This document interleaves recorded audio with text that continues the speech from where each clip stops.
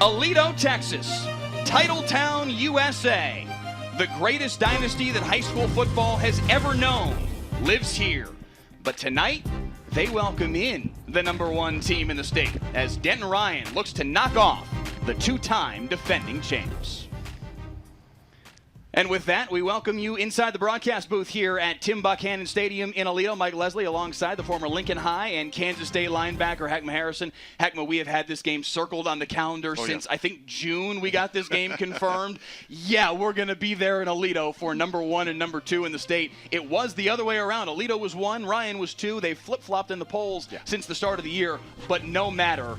It's go time. This game should be fantastic. Yeah, two-story programs, and I tell you, you know what you're going to get when you drive into Aledo, just the atmosphere itself. But, Mike, when you talk about these two teams, the stories write themselves this week. I mean, the back and forth, these guys are meeting at the top constantly all the time. And how fitting is it that the Dallas Cowboys play the Pittsburgh Steelers? I mean, it kind of matches, all right? I'm trying to correlate Texas high school football with the NFL. But again, when there are two teams that meet at the top, like I said, the stories tell themselves. And this is the very, very top. They've played each of the last 2 years, and Denton Ryan's been very close to coming up with the upset against Aledo. Let's take you back in time. 2022, a broadcast we did here on Friday Night Football. Aledo jumped out to a 21-7 lead in this game in the second quarter. Devon Keys with a touchdown run here to help build the lead late second quarter. But Ryan on their home field came back. Callan Davis to Jordan Bailey. Bailey showing off the speed up the far sideline on the 50-yard touchdown run,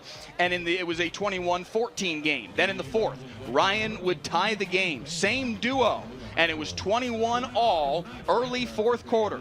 Under 8 to play now. Hoss Haney doing what Hoss Haney did over the course of the last several years. Hits Jalen Pope with a beautiful throw on a 24-yard touchdown. 6-point lead for Aledo. And then with 4 minutes to play, Ryan needed a stop.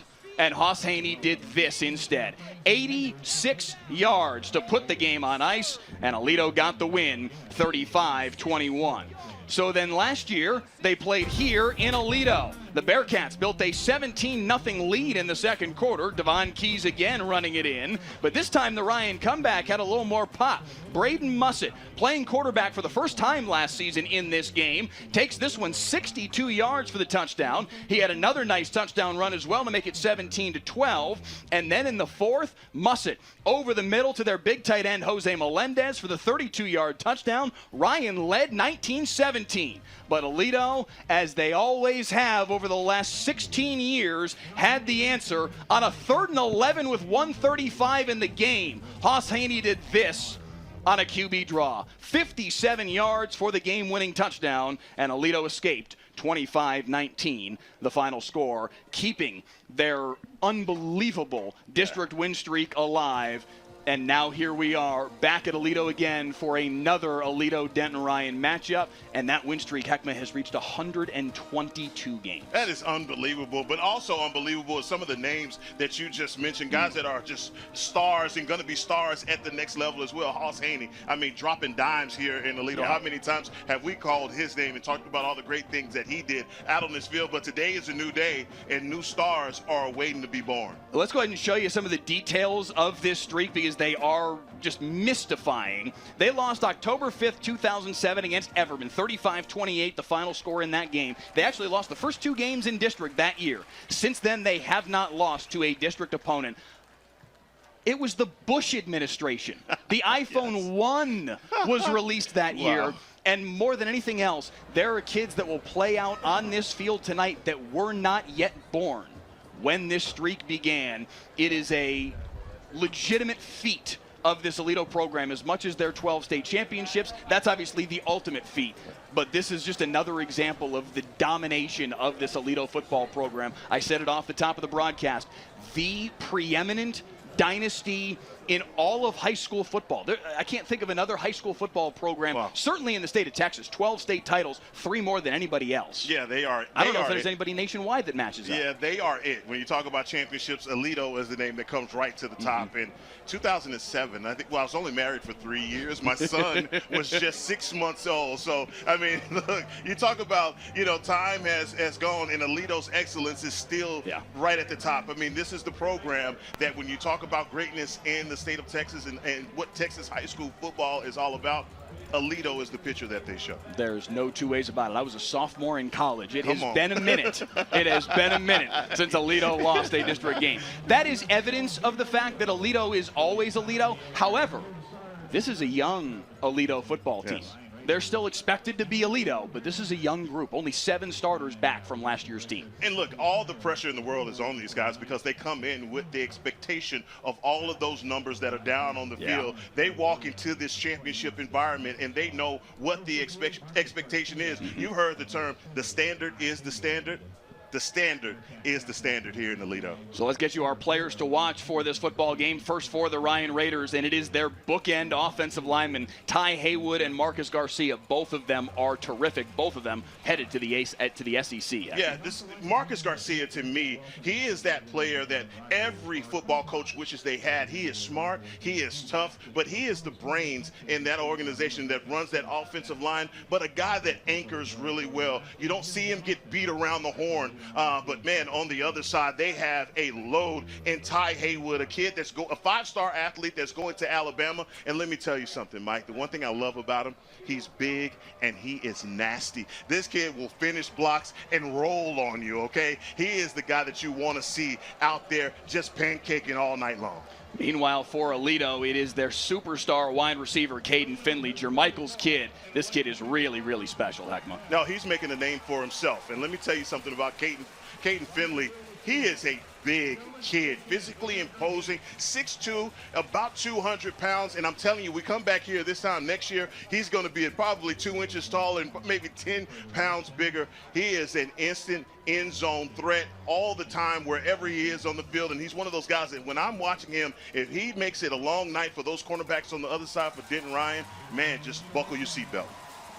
What are the things you are looking to most tonight that you feel are going to determine how this football game goes? Yeah, for me, I just feel like you have a stingy Denton Ryan defense that doesn't give up a lot of yards on the ground, but then you have a running back on the other side for Aledo and Racine Guillory. That's one of those guys that if he gets going, it is really hard to stop Aledo and the fun things that they like to do in the air. So I'm going to be watching that, but also I'm going to be watching Caden Finley. Like I said, if he gets going and these DBs can't hang on or stay with him, it's going to make for a difficult night tonight for Denton Ryan.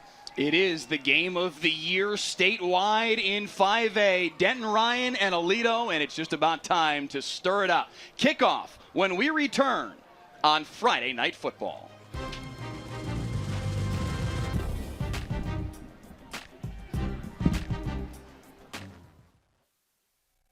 The 12-yard touchdown. Catch a live broadcast of every play of the biggest high school football games. Next week, Duncanville at DeSoto. Stream the broadcast free. Next Friday night at 7 on WFAA+.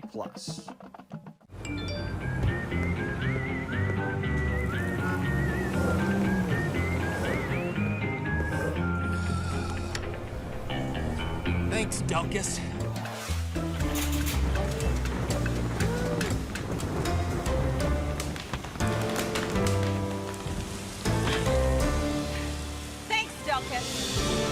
Possibly the most loved and hated man in North Texas. Whatever the weather brings, we bring the Delkus.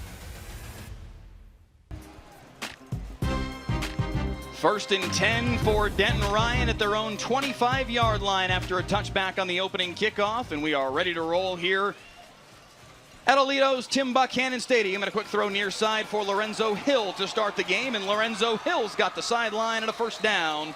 A good start for the Denton Ryan offense. I'd love to see them go to Hill right away. You see him testing them out on the edges, and Hill breaks one and moves the chains. He is the speedster on the other side for the Denton Ryan Raiders. Look for them to come back to him early and often. Handoff here for Nemo Warmain. He gets banged down at the 39-yard line. Oh, man, Owen Henderson, 6'1", 210 pounds, and he brought every bit of himself on that tackle. Well, that's one of those ones that I'm telling you, Nemo, he will remember that the next time he tries to get around that edge. Second down and a yard after the handoff to Warmate. Hennigan, quick throw far side for Braden Mussett. Mussett is going to be heavily involved in the offense tonight, Heckma. I can't lie to you. I tell you what, Mike, I could not wait to get to the stadium to see this guy Mussett.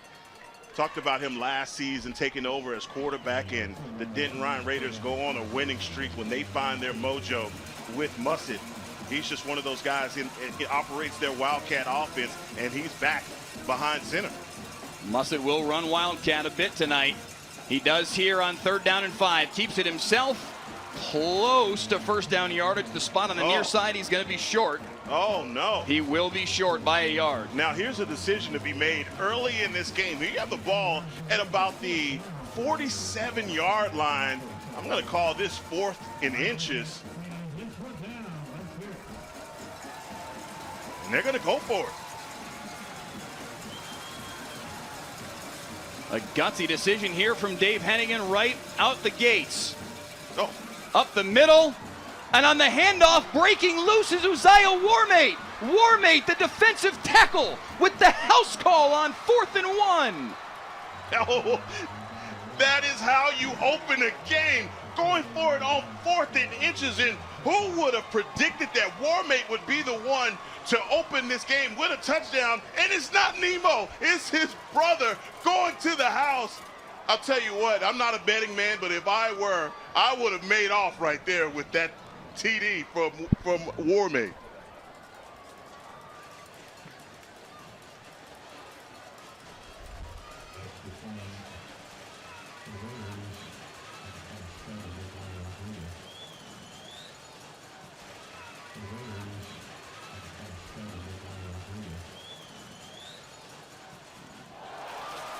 No good. Okay.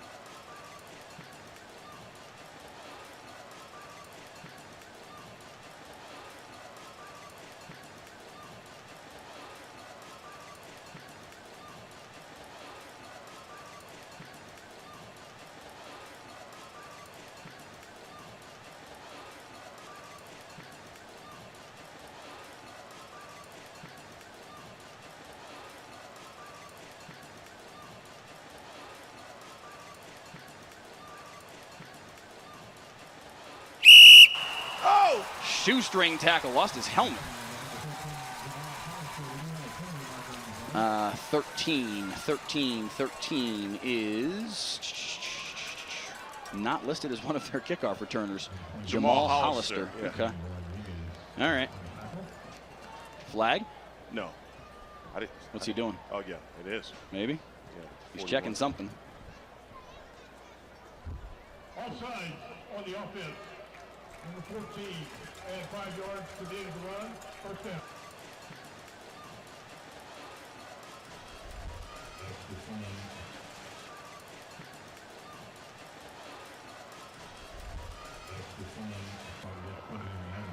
Uzziah. Yeah, Cookie, they call him. So Aledo, after the penalty and the return, will take over at their own 49 for Gavin Beard. The junior starting quarterback taking over for Hoss Haney. On play action, he's got nowhere to go. Going to try and get the corner. Lowers his shoulder through Trey Williams and picks up 5. I'm telling you, Trey Williams as a cornerback, the last thing you want is to have a quarterback run through your face mask, and that's exactly what Gavin Beard did, man. I'm seeing that run was very reminiscent of one Hoss Haney. Yeah. Making something out of nothing. 2nd down and 6. Up the middle, nowhere to go for Racine Guillory. Crashing through the middle was Trey Bates. And look at Trey Bates, man, coming up from his guard position, defensive guard position. He is going right through that B gap. I talked about it earlier about establishing the run. You get a loss of a yard on that run. This is a stingy defensive run, Denton Ryan defense that has only allowed 26 rush yards per game.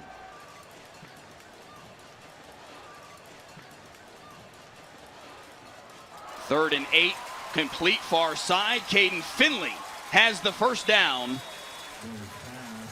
And Aledo will move the chains into Denton Ryan territory inside the 40. And that is the guy that we've been talking about, our player to watch. Look at this out route. They look like they were trying to come underneath it. Jackson Dozier, the linebacker, is trailing there on Finley. So 1st and 10 at the 36.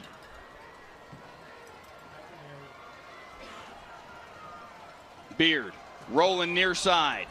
Pressure, somehow made a man miss, now flips it over the top, complete to Blake Burdine. What a play by Gavin Beard. I tell you what, man, talk about living dangerously. This is risky business right here from Gavin Beard, getting this up to Blake Burdine. And this is one of those ones that you turn a disaster into positive yards. Definitely the way that they drew it up, Mike. You know what, though? That's the kind of play that Hoss Haney made for 2 seasons here at Aledo. That's what Gavin Beard needs to replace, and he does it very well right there. 2nd and 5. Guillory into the pile. Dragged a tackler for a little bit. Earl West on his back. A gain of, give him 3, it's going to be 3rd and 2. Yeah, Guillory is just one of those running backs that he is going to keep his legs churning as you see him getting through traffic right there and picking up positive yards. Up the middle, Guillory hopping over top inside the 15. 1st down, Aledo. Establishing the running game is going to be so imperative to the Aledo Bearcats. If they can wear on this defensive line, they are so big across the front of this defensive line. And man, if you're running downhill at them, it's going to make for a difficult night tonight for the Raiders. So 1st and 10 for Aledo at the 13, looking to answer the early touchdown run from Uzziah Warmate to give Denton Ryan this 6-0 lead. Guillory able to break a tackle and squeeze through a couple of defenders to get to the 10, give him 3 on the carry. And he is running right behind big number 70 down here, Peyton Williams. He is just pushing the pile ahead. And again, this is establishing the run. I love the way that Aledo has come into this drive and just saying, look, we're going to put this ball into the navel of Racine, and he is going to take us as far as those legs can get us. 2nd down and 7.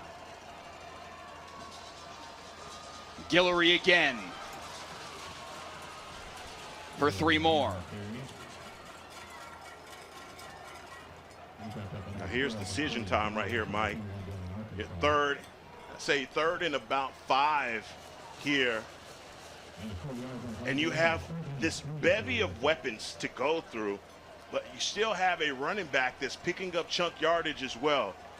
Denton Ryan's defensive coordinator, Aaron Delatorre, has probably got a decision to make whether he's going to bring a blitz, apply some pressure, and make Beard uncomfortable. 3rd and 4. Beard near side, intercepted. Picked off by Trey Williams. Single coverage with Caden Finley, and he made the play. And that's just sitting back, playing coverage. Look at Trey Williams. He's sitting on this route. He knows exactly where they're going. And nothing for Caden Finley. He just couldn't make a play on the ball. Gavin Beard maybe should have put a little bit more air underneath that ball so it could have, created a 50-50 ball situation. But an easy interception for Trey Williams. So Denton Ryan will take over. Worst possible field position at their own 3-yard line. So However, they'll take it because they keep Aledo with a 0 on the scoreboard. The pick by Williams. And here comes Hennigan in his own end zone. Nowhere to go for Trayvon Reynolds. He lost 1.5 yards. Reynolds trying to run right behind Marcus Garcia. And Garcia, for all the push he's trying to get, man, he's got 2 or 3 Bearcats in front of him, pushing him back into the end zone.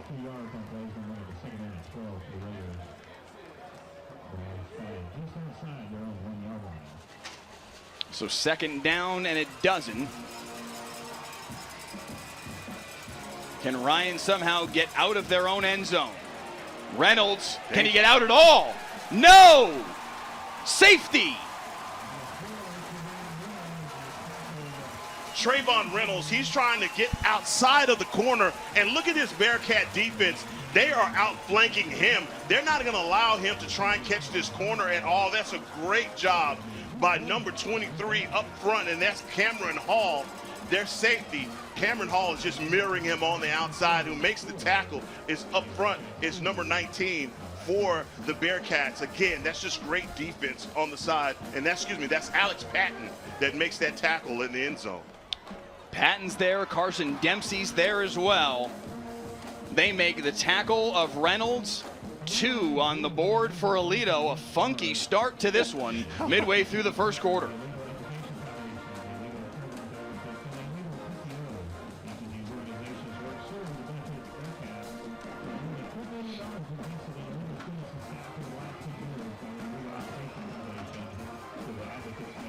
All right. So now Ryan will have to kick it away from their own 20 after the safety. So Aledo's going to end up with terrific field position here. I think if you're Dave Hennigan and Denton Ryan, you'll still take this outcome. Oh, yeah. Obviously, you wouldn't have liked to give up the safety, but at least you're now forcing Aledo to come back to wherever they're going to start this possession. That kickoff's out of bounds. Whew. And the hits just keep on coming, Mike. It went out of bounds at the 36.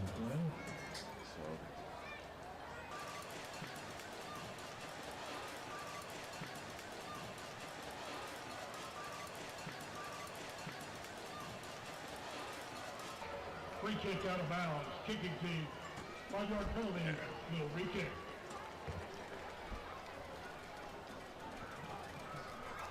Kick out of bounds. We welcome you to Aledo's Tim Buchanan Stadium. 5:39 to play here in the first quarter. Friday night football getting on the air a little later than we would have preferred to. Some technical difficulties, but we are up and ready to roll. It is 6-2. We will take you through how we got to this point here as soon as possible. But what you should know is that Uzziah Warmate ran for a 53-yard touchdown. Aledo drove down the field. Denton Ryan intercepted him. Trey Williams with the pick, but then Aledo tackled Trayvon Reynolds in the end zone for a safety, and that is how we have gotten to where we are here. 6-2, the lead for Denton Ryan, and Aledo will take over in plus territory after the kickoff following the safety for Denton Ryan. Okay, we talked earlier about that interception from Trey Williams. I'm sure, again, Coach Hennigan will take the interception, but boy, did it back them up in their end zone. And really just tough sledding trying to get out there. Trayvon Reynolds gets tackled in the end zone for the safety. And you said this is a wonky start for these two teams. Score now 6-2. Maybe not the score that you anticipated in the first quarter here in Aledo, but to say the very least. Aledo will take over 1st and 10 at the 48-yard line in Denton Ryan territory, down 6-2. Finley, the motion man, handoff, Racine Guillory. Guillory's got a big hole, across the 40. Flag on the play, back behind. Thrown in the vicinity of what might be a hold. We'll check the flag. Oh, that is going to be too bad if that is a holding penalty. As we await the call from the referee.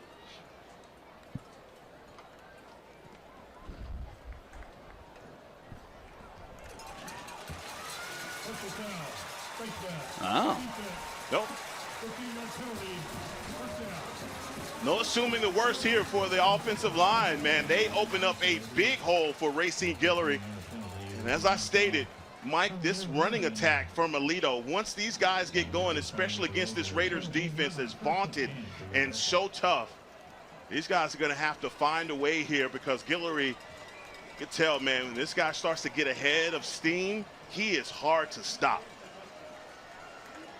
So after the penalty, they will take over 1st and 10 at the 17-yard line, looking to answer what was a fast start for Denton Ryan. Again, finally up on our stream. Apologies for the technical difficulties. We will bring you through what has happened to this point as soon as we can. Nowhere to go there for Guillory. You see right there, this is the strength of this defense. That defensive line, these guys up front are so big, so tough, and so strong. You see number 8, Errol West. He is a guy that, you know, his coach, Coach Hennigan, just raved about him, how good he is.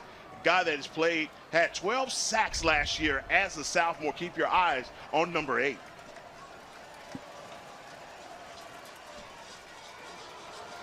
Nowhere to go. Nice work to really make something out of this here by Lincoln Tubbs. Gets inside the 15. It's going to be 3rd down. Boy, Freeman Wade immediately got penetration, and I think Gavin Beard right there, he just had to make a decision right away. Man, he would have taken a tremendous loss on that play, but again, he you know, gets up into the line of scrimmage and picks up some positive yards. Still a big-time 3rd down here. 3rd down and 7. They've got to get to the 7-yard line to move the chains. Tubbs in there again, running quarterback.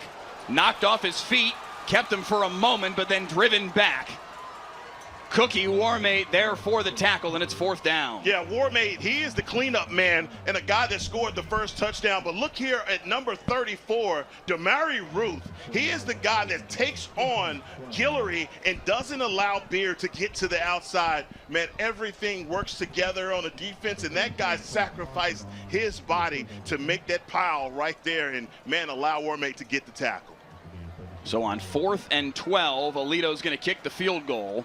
Cole Crawford kicks lefty, punts righty, sends this one through, and a very weird 6-5 tally with 3:02 to play here in this first quarter as Crawford puts it through. Let's try and bring you back through what you missed as we had some technical difficulties here off the top. This is Cookie Warmate on what was a 4th and 1. The defensive tackle took it 53 yards for the touchdown run, and Denton Ryan jumped out to a 6-0 lead. Aledo would try to answer, driving down the field. They would get deep into Denton Ryan territory, but at the very tail end of that drive, Gavin Beard threw to the right side. We're trying to call that play up for you right now. I believe that we may have it. Show it to you one more time here. This is the tail end of what was a Trey Williams interception. Trey Williams picked off what was a throw into one-on-one coverage looking for Caden Finley. Here it is one more time. Gavin Beard picked off. Terrific play by Williams. That ended the Aledo drive, but 2 plays later, Carson Dempsey made the tackle in the end zone for a safety, so it was 6-2 as Aledo got on the board with the Denton Ryan safety. After the safety, Denton Ryan kicked it off from their own 20. Great field position for Aledo Heckma to drive down into field goal range, and you just saw a moment ago the Cole Crawford field goal to make it 6-5. So you're at least somewhat back up to speed on how we've gotten here on an unfortunate night to have technical difficulties. We couldn't have had this issue on a night where the game wasn't quite, I don't know, the game of the year in 5A, but we've got it up. Kudos to our team back in house for working the problem and getting us on the air here, and we are ready to roll in what should be a terrific football game between the top 2 teams in the state rankings in 5A. Here's the Denton Ryan offense on your screen right now. Quinn Hennigan, the junior quarterback. Another Hennigan starting at quarterback at Denton Ryan, just like his big brother Seth did years ago. taking over the reins this year. The coach's son hoping to have success that mirrored Big Brother, but Dad's trying real hard to make sure that they don't put that kind of pressure on him. Handoff here to Nemo Warmate, who twists his way for 5, and it will be 3rd down and manageable for Denton Ryan. Yeah, we came in wanting to see both of these running backs, and Nemo Warmate is a big name in 5A and just a workhorse bell cow running back, but his brother gets in on the scoring act early, and Cookie Warmate on a 4th and short and takes it to the house, 53 yards. Not what you would have expected in this game, but no. Hey, we've gotten a lot of what we hadn't expected early. Although Cookie did run the ball a lot last year too. Over the middle here, complete. That will be enough for a 1st down. Denton Ryan moves the chains. Lorenzo Hill on the receiving end. Yeah, they got to make sure that they get this ball into number 3's hands early and often. As you see the throw right there from the left-handed Quinn Hannigan. Love the maturity, man. You can tell, man, he has put on some weight in the offseason. He looks a lot bigger.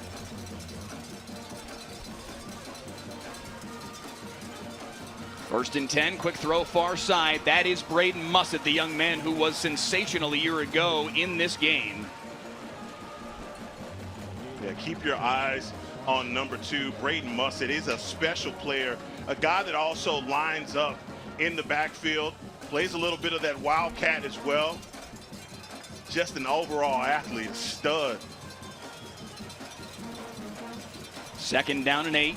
Mussett was terrific last year, ran for a couple touchdowns, threw for a score, playing quarterback for the first time last season. Hennigan far side, complete to Mussett. That's enough for a 1st down. Nice catch. First of all, it's a nice route. How about that? For the senior wide receiver, knowing exactly where the sticks are, and that is high IQ football. Know where the sticks are, know where you got to change, basically keep the possession going. 1st and 10 at their own 49 here for Quinn Hennigan and company. The lefty looking deep again looking for Mussett. Terrific catch, but out of bounds.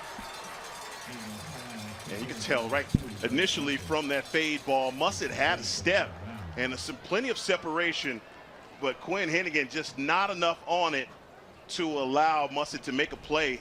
He goes right out of bounds. Over 1,000 of you with us right now on the WFA YouTube channel. Please click the like button, click the subscribe button, as we will bring you a high school football game every week here on Friday Night Football on WFA Plus and the WFA YouTube channel. Let us know where you're tuning in from tonight, who you're rooting for in this 1 versus 2 matchup. Handoff here for Warmate, stood up. Good play by Owen Henderson to fill the hole.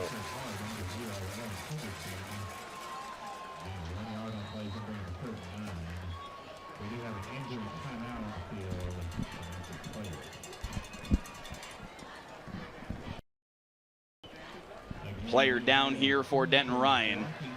That's Darian Walker, the starting left guard.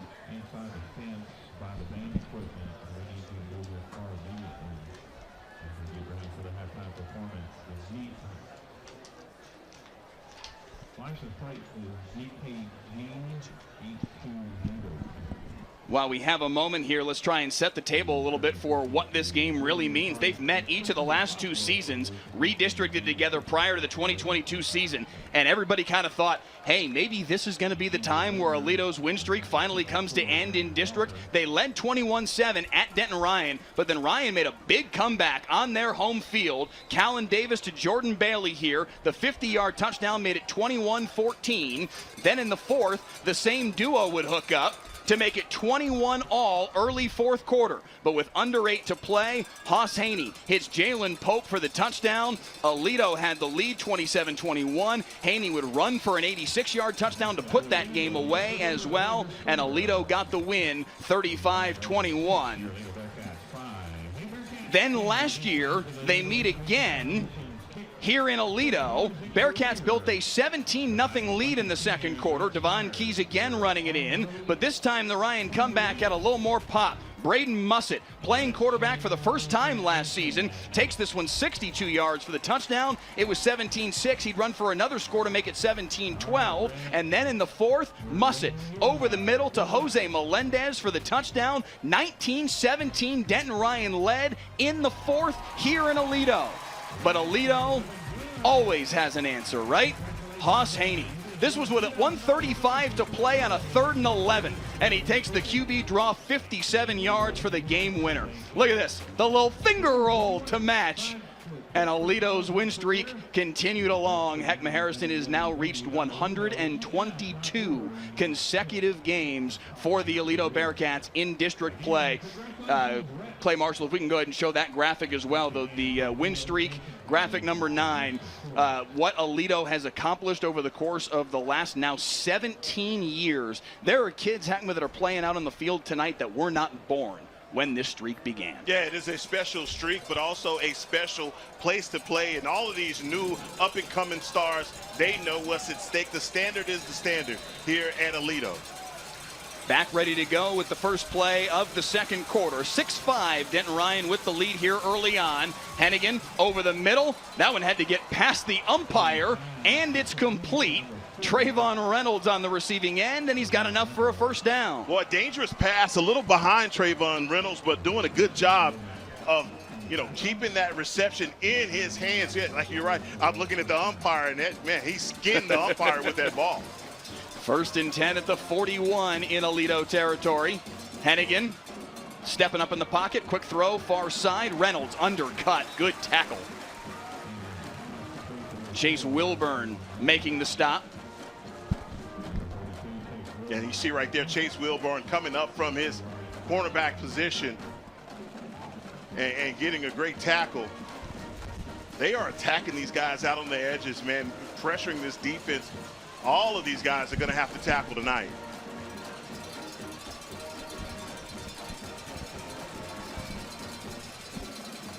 Second down and 8. Hennigan, who jumped first. Prior to the snap or the foul, timeout. Denton Ryan. Timeout called by Denton Ryan.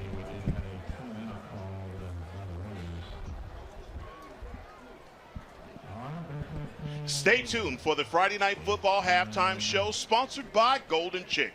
Golden Chick is the perfect post-game destination. Come in and see why we say it's one taste and you're golden at Golden Chick. So here we are in 2024 at Tim Buchanan Stadium, the 12-time state champion Aledo Bearcats playing host. Let's bring you back in time to the very beginning of the dynasty. 1998, Aledo and Cuero in 3A D1. Aledo quarterback Joe Laminack there with the 34-yard touchdown run. Bearcats led 7-0 in the third. Cuero would tie it here. Andrew Hurd to Sean Cullen, 19 yards for the touchdown. But in the fourth, Matt Saunders' 2-yard touchdown run touched off a dynasty. 14-7, Aledo gets the win, the first of now 12 state titles. A young Coach Buck reveling in it all. And now here we are at the stadium, Heckma, that bears his name. Steve Wood, now Robbie Jones, the head coach, all three of them have had a hand in building what Aledo is today. But the 12 state championships say it all. Yeah, this is a special place, man. And when you talk to the coaches, and especially Coach Buck, man, he is just a wealth of knowledge in the person to talk to. Reynolds breaking free. Trayvon Reynolds will score. There are no flags. 39 yards on the swing pass from Hennigan to Trayvon Reynolds. And the hole opened up over here on the right side. Look at this throw and the way that these guys are blocking up front. That's a beautiful design on that play, but even better, open field running right there from Trayvon Reynolds. 12-5, Denton Ryan with the lead. Will they kick the PAT? Yes-ish. Daniel Rodriguez, their kicker. Brady Cardwell, the holder, finally in place. And it's through, and Ryan with a 13-5 lead in what has been a wonky game to this point. But Heckma, we have talked all about what Denton Ryan and Aledo meant. We have talked about what Aledo is, this win streak, this building. Denton Ryan, at the very least, is game. Yeah, I don't think you could say game or they just don't care. Yeah. They've come in to this stadium here in the first half, and they're, just exacting their dominance right now over the Bearcats. This is a Bearcat stadium that you have, like we talked about, man, so many of these guys that are playing right now were not even born when that district win streak started. They know that this is a game in district that they, want to win. They are charged to win, obviously, but two teams that clearly are going to see each other again at some point down the road. Yeah, this is merely the appetizer. These two teams are not guaranteed, but very likely to see one another in the fourth round of the playoffs, regional final in 5A Division I, and whichever team wins that game is probably your favorite to win a state championship in 5A D1. Aledo, the two-time defending state champions, set up to receive here. Short kickoff, caught on a hop at the 24-yard line. Bowing back on the near side is Adrian Fuller. Fuller trying to get the corner. Run out of bounds at the 36-yard line. Boy, talk about that sudden quickness right there from Adrian Fuller. He takes this kickoff, and he is just surveying the field. Man, it takes a whole lot of athleticism to run the way that he just did. He's coming 53 yards to pick up maybe 15 yards, but still, you see the playmaking ability and the respect that this Raiders kickoff team is paying to number 7.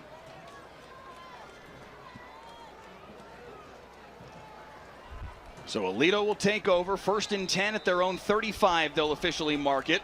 The Bearcats, the two-time defending 5A D1 state champions, the preeminent powerhouse in Texas high school football, but young this year, only 7 starters back. Beard panics, but wrong choice of words on my part. Probably had cause Heckma to panic, kept his cool, and finds Caden Finley. The one thing that he does bigger than anything is keep his eyes up the field. He's looking. He panicked, okay? But who does he see? He sees Caden Finley open, and that's a great job by Gavin Beard, again, keeping his cool and getting the ball into his star receiver. So 1st and 10 at the 45. Gavin Beard says, Mike, I got no panic in me. I got number 2 out there to catch the football for me. And he's going to look his way again, complete over the middle on a strike from Beard. Finley trying to make men miss. Flag flies there at the tail end, right at that 40-yard stripe where he was finally bottled up. Heckma, we talked about it off the top of the broadcast. He is a threat to score every time he gets the football in his hands. No, he really is, and that's the thing. And talk about it in the open. It's just being the kind of versatile weapon that he is, the size that this kid has. I think when you're down on field level with him, Defense, number 21, 15 yards to the end of the line, first down. you just have to respect the size of a kid like that. 6'2", 200 pounds, and I said it in the open. You come back to this stadium next year, I dare say he'll be 6'3", 222. Right. He's just one of those kids that look like he still has plenty to put on that already big frame. He had 4 catches a week ago for 142 yards and 3 touchdowns. Now, to be fair, they were playing Fossil Ridge and they won 63-3, but he just suns teams because that's what he does. 1st and 10, quick throw near side. Guillory with space and a blocker. Guillory with the cutback inside the 5. Did he stay in bounds? No. But a terrific catch and run from Racine Guillory. There is a flag down at the 14-yard line. Yeah, I think they're going to get Caden Finley. They're just talking about him on the hold on the outside. Great vision, but here's the hold right here. You see him get the back of the shoulder pad right in the vision of the referee, and they call it.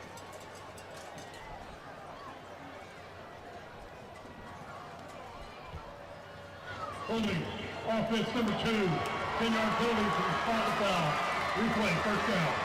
Jim Davis, our referee tonight, confirms yes, indeed, a hold on Caden Finley, and that will bring the football back to, where will they spot it officially? The 25. They never officially spotted where Guillory went out of bounds on that swing pass, but somewhere in the neighborhood of a 20-yard, 22-yard forfeiture of territory on that penalty. I don't know that he did step out of bounds as I just watched the replay back on our YouTube feed here in-house. First and 11 at the 25. Guillory again. Patiently picks his way for 4. And that's what you expect from Racine Guillory, a kid that's coming back from a PCL injury that plagued him last season. And when we talked with Coach Jones, one of the things that he said about his running back was like, man, this kid is finally starting to look healthy, and he's starting to be the Racine of old. So right here in this game, man, we've seen a couple of those chunk runs from Guillory, man. He is looking good here tonight. Second down and 8. Quick throw near side for Finley, knocked away, well defended. Mon Ellis there to cover Finley. That's going to be the challenge all night long. Can Denton Ryan slow down Caden Finley? Yeah. That's the question. Aaron Delatorre, he knows as the DC that he is going to have to load up and stop the run, but on the outside, you cannot let Caden Finley victimize you. Third down and 8. Gavin Beard, the starting quarterback, replacing Hoss Haney, who's now at TCU. Haney, the starter the last couple of years, led him to back-to-back state championships. They have liked Beard's efficiency early on this year, 69.8% completion percentage. Whistles and a timeout called by Robbie Jones. I think that's a good timeout by Jones. Just want to get the right play in. 8:51 here in the second quarter. You're already down there where you want to definitely pull out a score here. So Denton Ryan with a 13-5 lead here at Aledo. Let's bring you back to the beginning of their dynasty. Turn of the century, 2001. Denton Ryan in Smithson Valley. James Battle was the man. Here hits Okoto Okpo for a 28-yard touchdown. Ryan led early, but this one would need overtime. And in the first OT, Ryan's Earl Goldsmith runs it in for the 1-yard score, 42-35. Ryan had the lead. Bottom half of OT, Smithson Valley quarterback LaRon Bybee fumbled it at first, heaves it downfield. Jackie Smith there to pick it off for Denton Ryan, and for the first time, the Raiders were state champions. Joey Florence's Raider team would in fact go back-to-back the very next year. They played against Brenham, and this one was a lot easier for them. Battle had 3 combined touchdowns in the game, and they blew out Brenham in this one, 38-8 the final score. Denton Ryan went back-to-back in 01 and 02. In 02, they played Aledo in the regional final on their way to the championship. Back out of the timeout, third down and 8 here for Aledo, and now Denton Ryan, Heckma, will call timeout. A little Polaroid of what Aledo came out in, and now Dave Hennigan and his team are going to assess the situation. Yeah, a little gamesmanship to get things started, but I tell you what, I love those 2 videos that you display, those old school jerseys, those big old shoulder pads. Bring them back. Bring them back. All right, but I tell you what, just some great football that tells you how long these 2 schools have been playing at the top of their class year in and year out. It really is so hard to keep that excellence for as long as they have. And man, this is just one of those games, again, that everyone here in the state, just to build up to this game, everything that we thought about this game is what it is, and you see how close it is, 13-5. That score is out of this world and something you would not have expected, but it really is a telltale sign of just how competitive these matchups have been. So now, after back-to-back timeouts, third down and 8 for Gavin Beard and the Aledo offense. Beard will be in shotgun. They have to get to the 14. Motion man is Burdine. Deep ball. End zone, knocked away. There is a flag. Oh, they worked the flag, and over there is Caden Finley. He is pleading his case. There's a discussion happening in the back of the end zone between the 2 officials because the official nearer to the play didn't throw a flag, but the back judge did. You see the official in your frame. He didn't throw a flag, but you see the flag fly into the frame from our back judge, Michael Camp. They will enforce the penalty. Pass interference, defense number 7. Foul thrown in the end zone. Ball replaced at the 3-yard line. And that's just really odd. I mean, it's happening right in his line of sight. He doesn't grab his flag. And so, look, they finally get it right. But I tell you what, Caden Finley, he had a case to be made on that being a PI.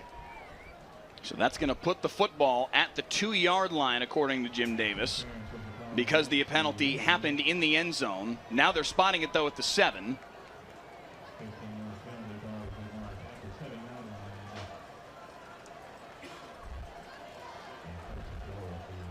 Still sorting through things are Davis and his crew.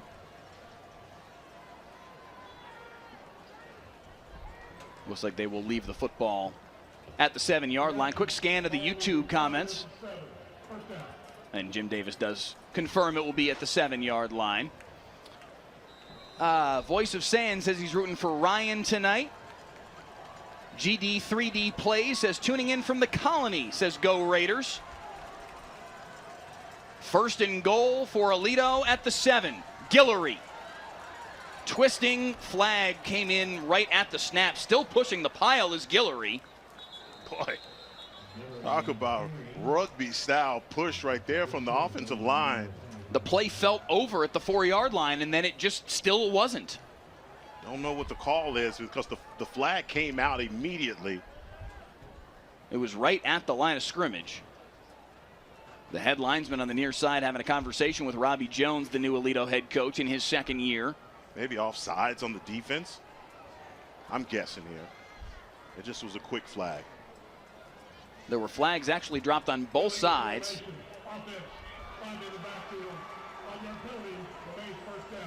So they did not have the requisite 7 on the line of scrimmage. Illegal formation on Aledo, and that'll back them up outside the 10-yard line to the 12. Alex Send says another flag, question mark? There have been a few here in the early going. Ty Mays says watching from Refugio, Bobcats country. Guillory with the handoff, ran into his own man, backtracks, and he's taken down. Good pursuit. Munn Ellis, the safety, coming up to make the play. How about that? That's the second play that we've seen Munn make behind the line of scrimmage. Man, he is coming up and attacking. Look, you can't say enough about having great safeties. The guys that take great angles are sure tacklers. Man, that really does cover up a lot of warts on your defense when you have a guy that can tackle like that. So now 2nd and goal, but all the way back at the 18-yard line. Ryan Russick says he's watching from California tonight, says let's go Aledo. Beard, quarterback draw.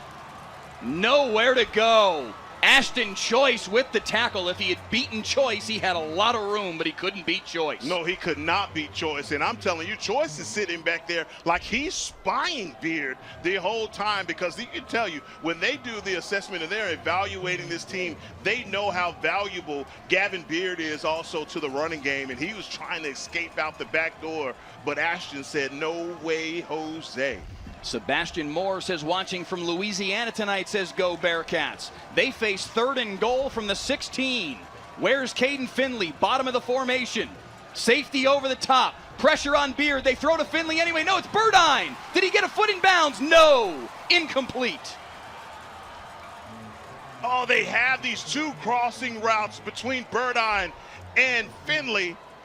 The defense obviously elects to go with Finley, and they try and catch him on the corner route, and he barely gets a toe on the line. Man, that is a great play by Robbie Jones, but not good execution at the end of that catch. The ability to get your foot down. Boy, what a play and a needed touchdown here for the Aledo Bearcats, but hopefully they'll take the 3. On comes Cole Crawford once again, this time from 33. And it's through, and for the 2nd time today, Cole Crawford connects on a field goal for the Aledo Bearcats, and they creep a little closer. The scoring for Aledo today, hardly normal. A safety and 2 field goals, but they're within 5. Yeah, trying to find their offense right now and getting to some type of rhythm is Robbie Jones's team. I want to go back to something I heard you say earlier, and I think I misheard you. You said he kicks left, but he punts right? He kicks with his left foot. He's a soccer player. Okay. Robbie Jones said he's He's ambidextrous. He's very gifted with both feet. He kicks field goals and kicks off with his left foot. He punts with his right foot. That's weird.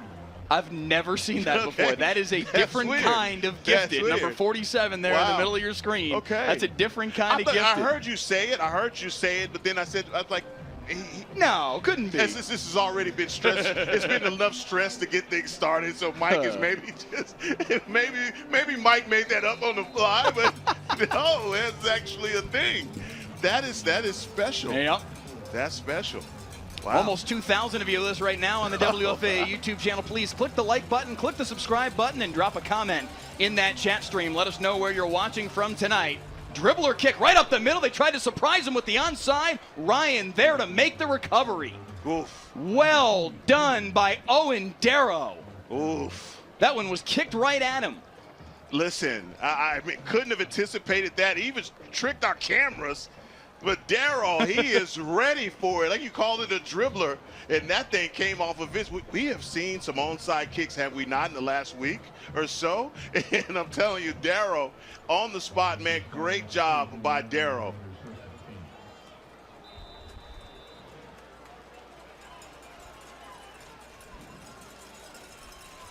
As they set up the Wildcat, and that's Braden Mussett. Mussett, quick throw, far side. Complete and space up the sideline. Off to the races goes Lorenzo Hill. Denton Ryan has come to play tonight. Touchdown Raiders.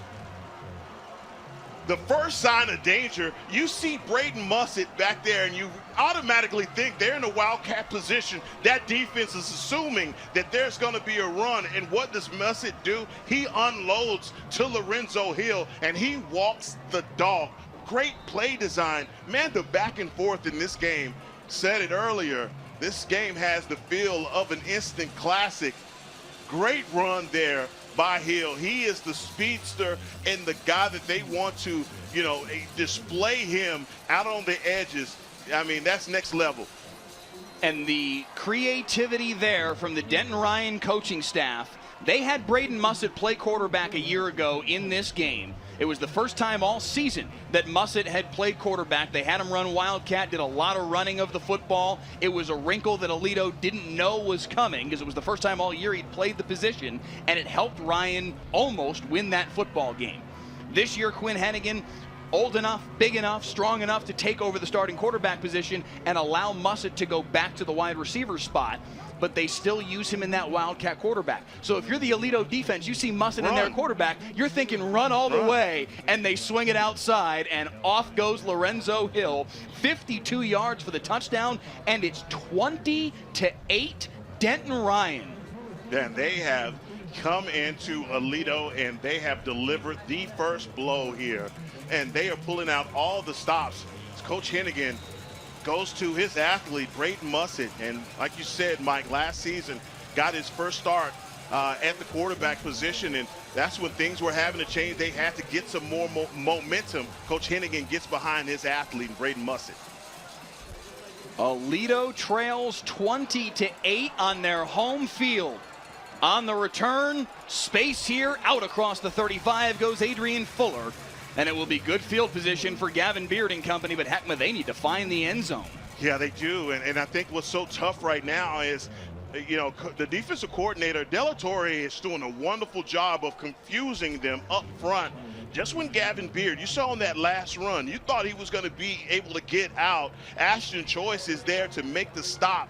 It's just, look, he's throwing everything except for the kitchen sink right now at Gavin Beard. Gavin Beard has to settle into this game and make some of those throws to his playmakers, to put some points on the board before they go into half. So they take over at their own 39-yard line. Handoff Guillory. Guillory twists his way forward. He wanted more there. He thought he had a seam. Yeah, he's having to try and split two defenders, trying to fit that up in there. Jackson Dozier, look at Dozier coming in and closing him in 34 together. That's a great job of keeping Racine Guillory, at a short gain. If those two guys don't make that stop, Guillory is probably off to the races. Aledo with an offensive line that is banged up this week. They got a lot of guys playing out of position, trying to move bodies up front. Nice job here to get outside by Guillory. Their usual starting offensive line would be Ryan Campbell at left tackle, Peyton Williams at left guard, Foreman at center, Omari Dinboo at right guard, and Cody Cartwright at right tackle. Cartwright and Dinboo, both Heckma available to play tonight, but they did not start because they've both been dealing with injuries. Chase Anderson is starting in place of Grant Foreman at center tonight. Peyton Williams, the only guy in his normal position at left guard, and Ryan Campbell moving to right guard tonight as they shuffle the deck and move guys all over the place to try and make something work. And they're trying to figure out a way to get some push up front. Over the middle, incomplete, just beyond the grasp of Burdine. Yeah, and that's one of those balls that I'm sure for for Gavin Beard, he wishes that he had back. And, you know, Mike, nothing you can do about injuries in football. Every guy has to be ready for their opportunity, and those guys that you just mentioned on that offensive line have to take full advantage of it. They have to give time to Gavin Beard to be able to set up and maneuver and make his first read to get this ball out. His ball's coming out of his hand plenty quickly. 2nd down and 10 at their own 49. Into the pile goes Caden Winkfield, the junior. Nice job to push the pile by Winkfield in that offensive line. Give him 7 on the carry when it easily could have just been 3. Hey, get it done however you got to do it, okay? If you got to get 5 guys to move the pile rugby style, get it done. 3rd down and 3.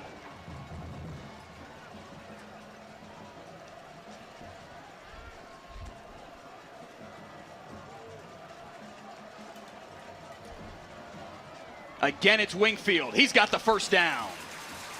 That's what they need, a drive just like this. Caden Winkfield just piling in, getting in behind that A-gap, running behind his center, pushing things forward.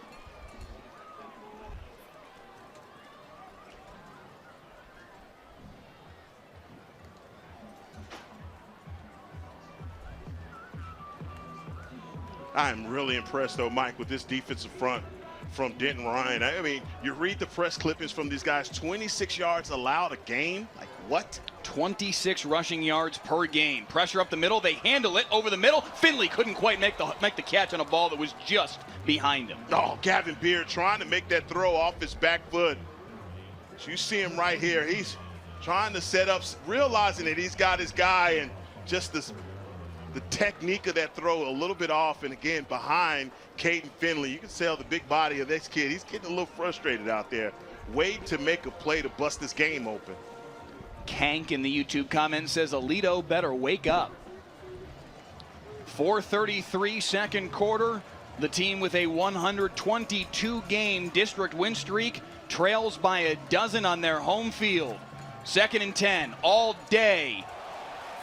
That will draw a flag. That was pretty obvious. Dillon Arkansas getting tangled up with Blake Burdine. Yeah, Dillon Arkansas, look, he's man-to-man in that situation, trying to keep his in close proximity as a middle linebacker.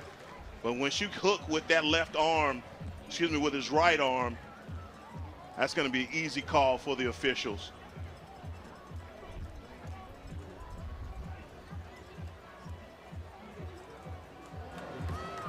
Holding, defense number 21. 10-yard penalty, automatic, 1st down.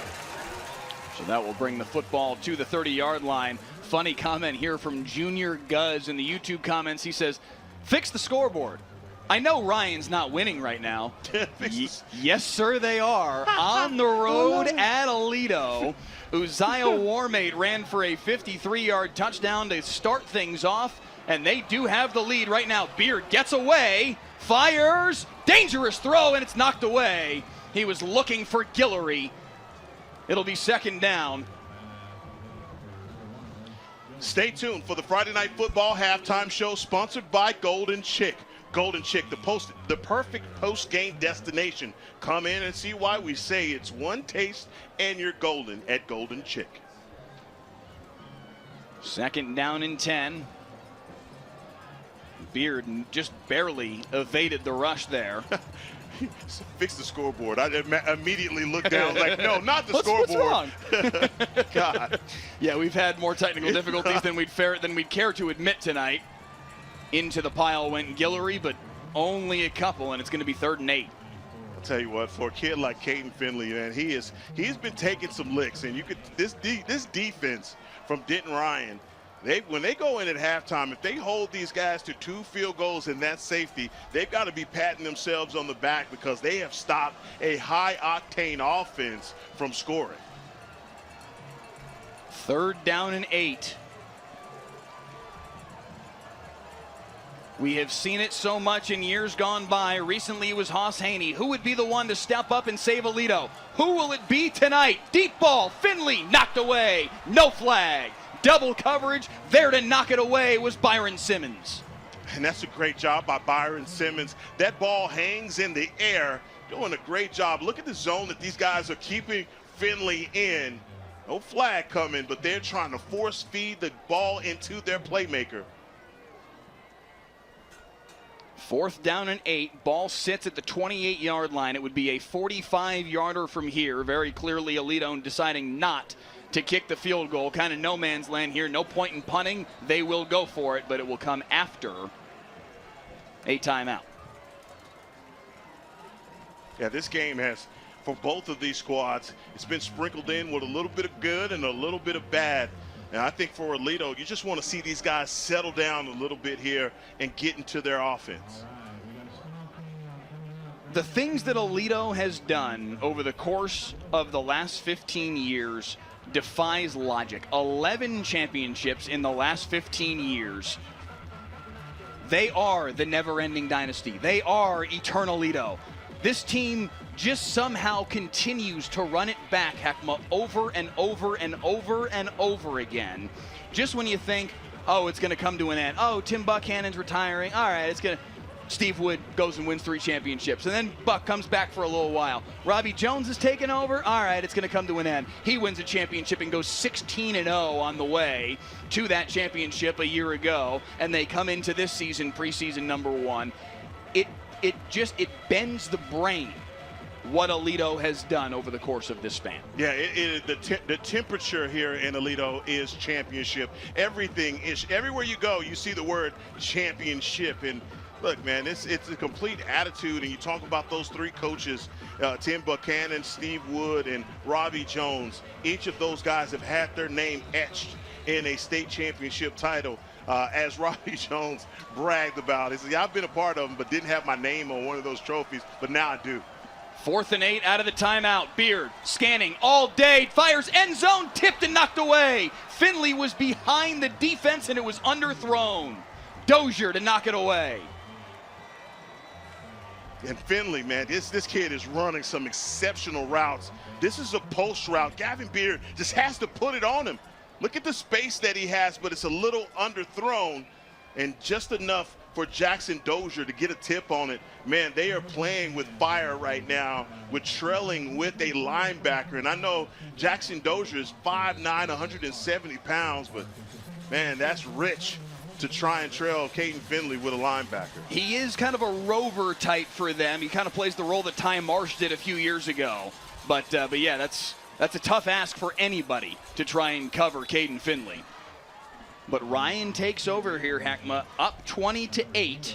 It will be a Aledo ball at halftime. That matters. Ryan had it first, went down and scored on their opening possession. Cookie Warmate, their defensive tackle, on a 4th and 1, took it 53 yards for the touchdown. I don't think they recovered from that Cookie touchdown.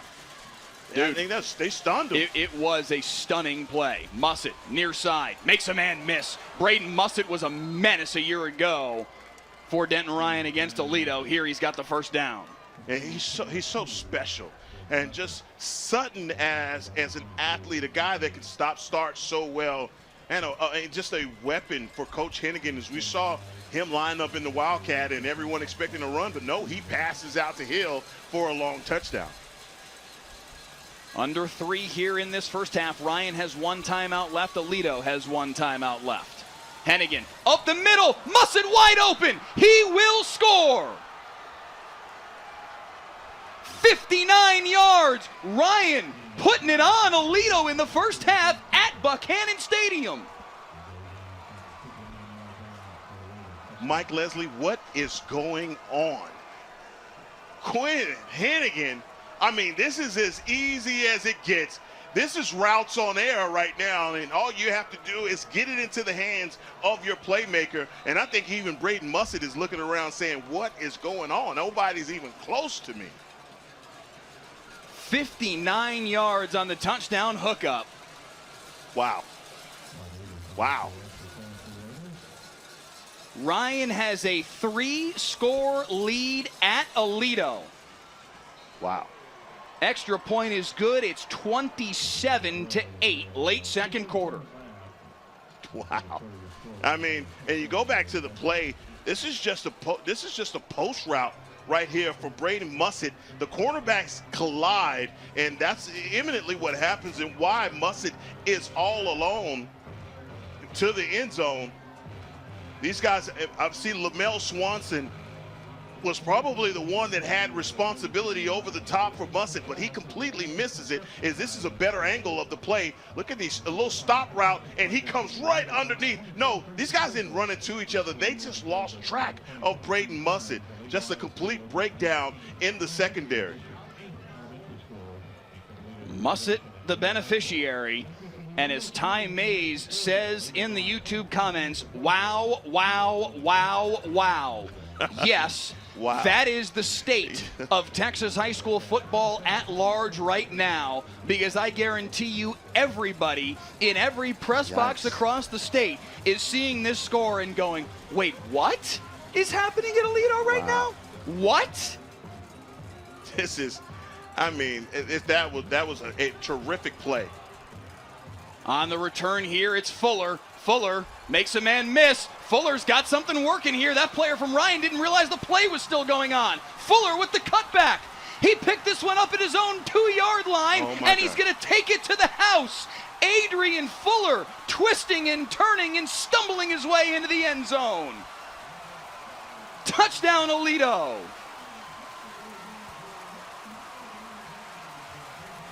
We got to get an opportunity to gather ourselves here. First of all, I need a glass of water because this is just so much back and forth. We talked about Adrian Fuller earlier. Look at this play. He catches it. He goes back into the end zone. It was a mistake. Yes, it was. It was. And he comes out. But this is the one thing that you don't want to do. The special teams coordinator is screaming, no, no, no, no. And then he says, yes, yes, yes. And number 82 completely loses track of him. And what a play by Fuller, reversing course and coming right back across 102 yards. Get that man some oxygen. DeMarcus Modester, this ball's loose on the PAT try. Nowhere to go for Aledo. So it will stay 27-14. But if we can run the kickoff return back one more time, Clay Marshall, our director, watch number 13 from Denton Ryan, yes. DeMarcus Modester, as Fuller backtracks, circles back the other direction. The play had taken so long by that point that Modester, I think, thought the play was over. He comes all the way to this side, nearly gets tackled, now circles back. 13's about to come into your frame. He's not even looking at the football. He thinks the play is done. And then Fuller takes it the distance and gives Aledo Heckma some life. That is exactly what he just gave him. And Modester, like you said, thought the play was over. Modester probably thought there was going to be a holding penalty. You saw his shoulder pad is all the way up by his ear on that play. But look, we're going to give just the kudos to where you needed to go. That's Adrian Fuller. He makes this thing happen. Look at his vision and just deciding to cut back. I'm telling you, special teams coaches absolutely hate that. And Modester, he's talking to, I don't know what he's doing right there, but hey, he thought the play was over. I don't blame did. him for how long it had taken to that point. What a play by number 7, Fuller. And the kind of play that could maybe get Aledo back into this game. A surprise onside, loose at the 43-yard line. Ryan recovers. So very nearly an Aledo recovery. A player down here for the Bearcats after the play. It's Cameron Hall, one of their starting safeties.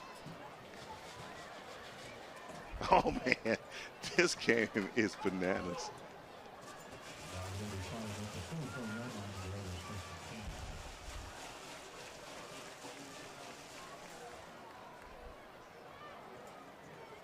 We'll try and run that back for you guys one more time. Do we have it from earlier in the play, or unfortunately we don't? Okay. It is Denton Ryan football. There was a penalty in the process, a 5-yard penalty that will bring it out to the 49. So now again, Aledo, if you're the defense, Heckman, they've got to make a stop somewhere along the way here. Yeah, they cannot confuse coverage. And for Denton Ryan, they get the ball at the 49-yard line, and this is a team that has been they've struck early and often here in this first half. Handoff Reynolds. Pushing the pile. I beg your pardon, it wasn't him pushing the pile. It was the pile pushing without him. Without him. Give Reynolds a yard. He's only 5'8", 170, and I lost him in the midst of everybody. He's got some pretty big guys up in front of him. That's offensive line for the Raiders, man. These some huge guys. Those bookend tackles. You can get lost behind that 6'5", 295 frame. 2nd and 8. Hennigan. Beg your pardon, it's Mussett back in there as the Wildcat quarterback. He tried to run QB draw, and Aledo was there this time to cancel it out. Hey, so much black on Mussett, you just don't see him anymore. It's just, hey, that's what you were expecting. This is the Aledo defense, and we've seen this. We know exactly what this guy's going to do. He didn't throw the ball. What kind of new wrinkle is that you guys brought to Aledo? It's interesting because in talking with Robbie Jones earlier this week about this matchup and about the fact that Ryan kind of threw Mussett at them last year at the last minute. They didn't know that was coming. He said last year they tried to be in base defense most of the day. He said this week Brad McCone, their defensive coordinator, he's going to have a couple wrinkles for Dave Hennigan tonight. So far, Ryan has been up to the task. Ryan will use their final timeout here. 55 seconds left in this second period in what is a 27-14 Denton Ryan lead at Aledo. Cookie War made a 53-yard touchdown run to open the scoring on what was a 4th and 1 at Denton Ryan's own 47-yard line. They handed it off to the defensive tackle. He went right up the middle, and he went nearly untouched, 53 yards for the touchdown. Aledo drove down the field. An interception, though, by Trey Williams with 6:19 left in the first quarter on what was a ball into one-on-one coverage looking for Caden Finley. Williams won the fight, got the football. 2 plays later, though, a safety as Carson Dempsey made the tackle in the end zone on Trayvon Reynolds. It was 6-2. Aledo then added a field goal before the end of the first quarter to make it 6-5. But then here in the second quarter, 3 Denton Ryan touchdowns. Quinn Hennigan to Trayvon Reynolds, 39 yards for the touchdown.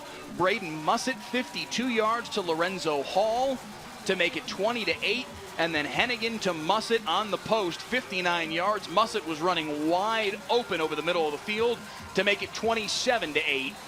Adrian Fuller's 102-yard kickoff return for a touchdown brings Aledo back into it. And with 55 seconds left here in the third, out of the timeout, pressure on Hennigan, throw near side, incomplete, no flag. Mussett over there as the intended target. He and Kai Taylor fighting for position, but no penalty. Maybe that's the wrinkle that they're talking about. Running at this offense, they bring some pressure off the edge, and that's number 35 coming barreling down. Carson Dempsey applying a little pressure, and a 4th down here for Denton Ryan. Credit this Aledo defense with getting a hold and forcing a punt. 51 seconds left here in the half. 4th down and 8. Out comes Halen Keese to punt it away for Denton Ryan. Lamel Swanson deep to return for Aledo. Bounces at the 23, bounces away from Swanson. Has to go chase it down at the 8-yard line. Makes the first 2 men miss, but run out of bounds at the 15. 39 seconds left here until half. Tell you what, for Gavin Beard, This young quarterback, man, he needs something to lift him up right now. This defense, this offense, again, they sputtered at time, and you mentioned it. They have a bunch of replacements there in the offensive line, and maybe that's, making this offense a little disjointed. But, man, they've got to find a way here to get this offense going and get the ball into their playmakers' hands. They're having the hardest time feeding Caden Finley. They will take over at their own 17 if they could get Finley in space. He's a threat to score from anywhere on the football field, but they really haven't been able, Heckma, to get him unlocked too much tonight. Guillory on the handoff. Big game. Good burst here from Guillory, still on his feet, nearly broke loose of all of it. Out to the 35-yard line. Now Aledo's got cause to hurry things up. You see them rush back to the line of scrimmage as the clock starts. Beard will spike it immediately. 26 seconds left here in the second quarter. Again, Aledo will have the football to start the third quarter, so any points here at all would be a big win for the Bearcats to get them back in touch. Well, they would love to get the split right here, Mike. Get some points before the end of the first half and score to start the second half, and boy, they will be back in this game and right like rain if they can get that done. 2nd and 10 from their own 35. Beard fires. Finley able to get out of bounds. They say he's in bounds. Okay. Get him out of bounds. Great play.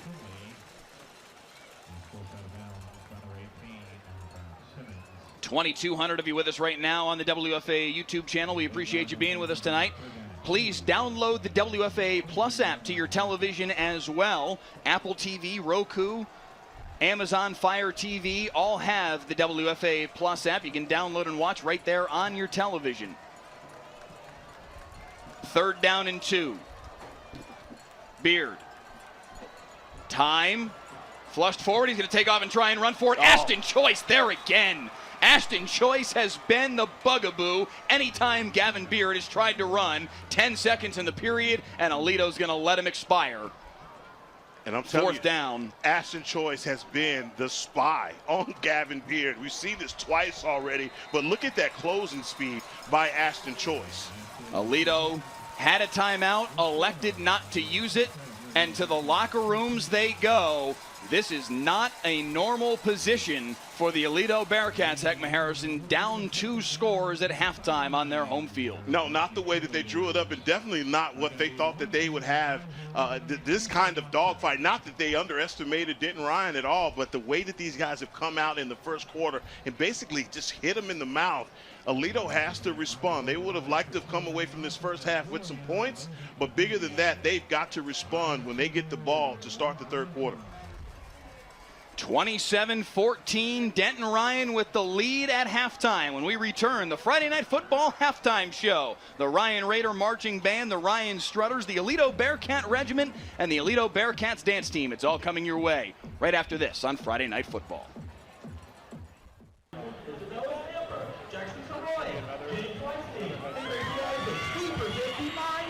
UIL State Marching Qualifier, the Aledo Bearcat Regiment.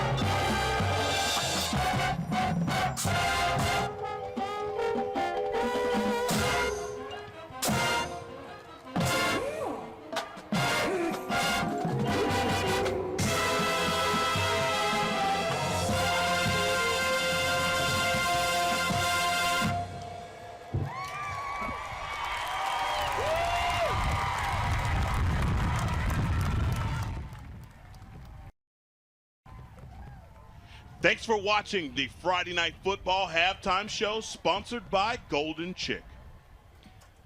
27-14, our halftime score here in Aledo.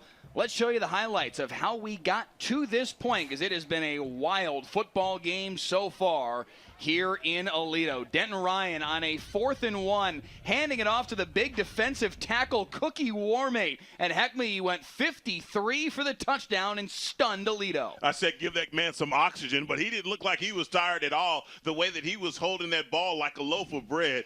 Cookie, not his brother, scampers for that 53-yard gain. He carried the ball some for him last year as well. Here looking like Walter Payton just palming the football down the field, and it was 6-0 Denton Ryan.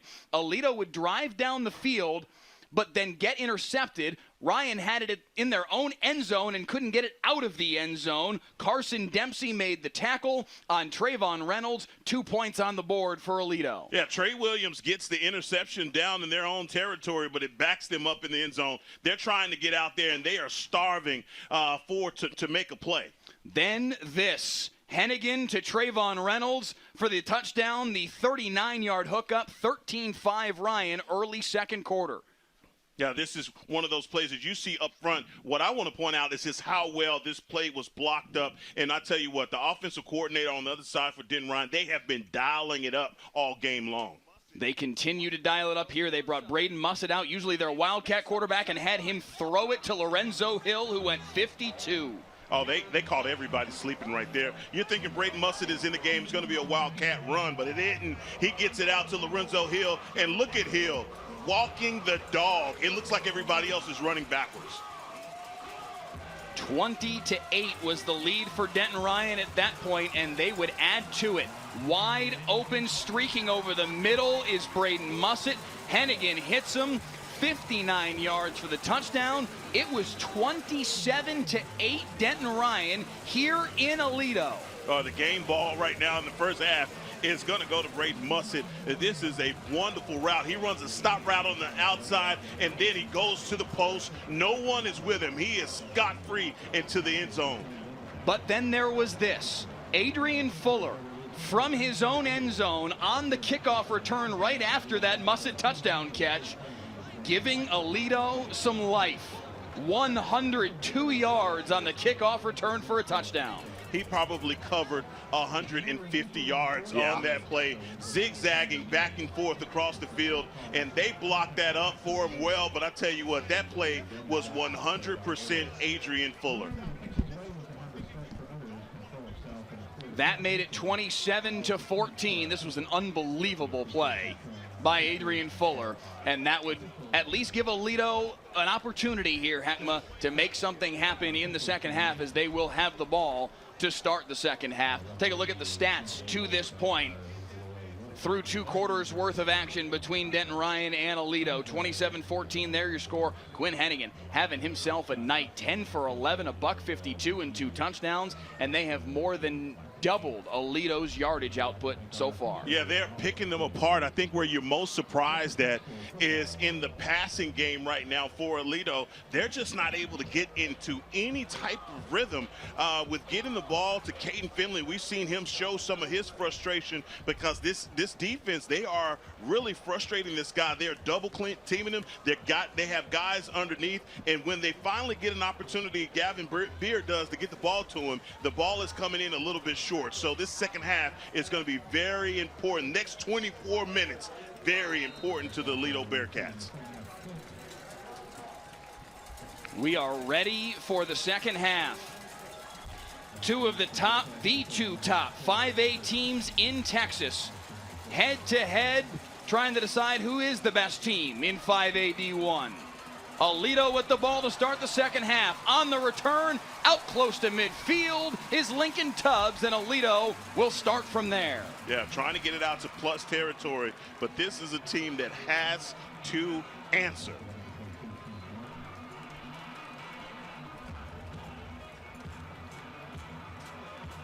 Aledo, the preeminent football program in all of Texas high school football, the dynasty, the juggernaut. No one has ever done it better than Aledo has. 12 state championships, working on right now what they hope is a third different three-peat. They went 9, 10, 11. They went 18, 19, 20. They've now gone 22, 23, and they're hoping for 24. And yet, down 2 scores on their home field as we start the third quarter. Quickly to the air, nearly intercepted. In and out of the hands of Jackson Dozier. I think Jackson Dozier's just sitting there in the linebacker position trying to figure out what is going on. The ball's coming directly out, and man, they're lucky to be able to get that one back. So it will stay Aledo possession. Beard has looked solid tonight. Yeah. Taking over for Hoss Haney, certainly a tough spot, big shoes to fill, but he has looked sharp tonight. Here over the middle, nice catch by Caden Finley, all hands catch. That's an all-world receiver right there, and it's a first down for Aledo. And all you got to do is just, such a big catch radius for this kid, Caden Finley. You put it into his hands, and man, a little bit further out, and this kid may be able to walk away for a bigger gain, but bigger than that, they just move the chains and stay on the field. First and 10 at the 39. Finley, the 4-star prospect with 29 offers this year. Instead of staying at the X all game long, they're moving him around in that F slot position to try and get him loose. Guillory on the carry, has the corner, and close to another first down. It looks like he'll have it. Yeah, got to keep battling. You see Guillory right now. He's just bending this play out. They're trying to keep him on the edge. Errol West doesn't do a good job right there. He gets caught up in the wash, but Racine Guillory and a guy that we saw in the first half needing to make more of an impact in this game. They go quickly here, and it's Guillory again looking for space, crashing his way inside the 20, and another first down. I don't know what was said at halftime, but this Bearcats offense has come out with a little bit more pep in their step, Mike. They're looking sharp, and they're playing with a little more pace here too, Heckma, in this opening minute and change of the third quarter. Timeout on the field. An official's timeout. There is a player down for the Denton Ryan Raiders. Looks like that's number 23, Ashton Choice, the linebacker that we've talked about him plenty in this game, and the tackles that he's made against Gavin Beard. When Gavin Beard has tried to escape the pocket, he's typically run into number 23. And it's a pretty hot, humid night to start things, but that looks like a calf cramp right there. Yeah, hotter than what you'd expect for the first Friday in October. A steamy night here in Aledo, and Ashton Choice feeling the effects of that. What do you feel like Aledo needs to do? We've already seen some good signs from them here early in this third quarter. But Heckma, what do they need to do to make this comeback? Racine Guillory, they have to make sure that this running game is effective. You see this Denton Ryan defense, they're not respecting this rush enough. These guys are hanging back in their zones and trying to undercut and not allow Caden Finley to victimize them. But when Racine Guillory is getting those chunk yardage, they have to relegate those linebackers to play and be disciplined and play assignment alignment. Look, this running game is going to really open up everything for the Bearcats. They have to continue to ride it. 1st and 10 at the 17. Quickly into the red zone goes Aledo, and it's Guillory again. This time the defensive front up to the task, and I believe a flag was thrown in there at the feet of the defense as well. Yeah, that comes out, and you know, guys on the other side for Aledo is pointing the other way. Maybe this is a penalty against the Ryan Raiders, which would be big if it's a face mask. And that's exactly what it is. And boy, that changes everything. A half the distance to the goal penalty, says Jim Davis. It will be 1st and goal at the 8.5-yard line.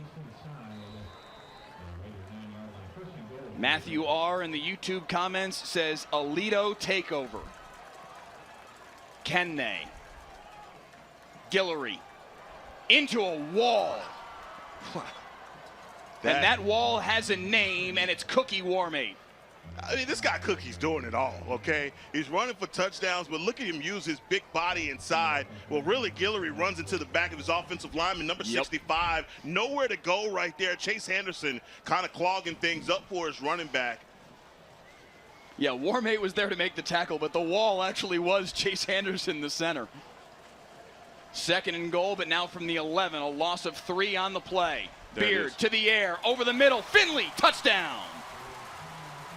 Nothing you can do about this kid. Finley, look, I cannot wait to see the replay. You said they move him around, but that slant, nobody there to get a hand on him. Brian Simmons can't do anything but catch the bus, which is Caden Finley.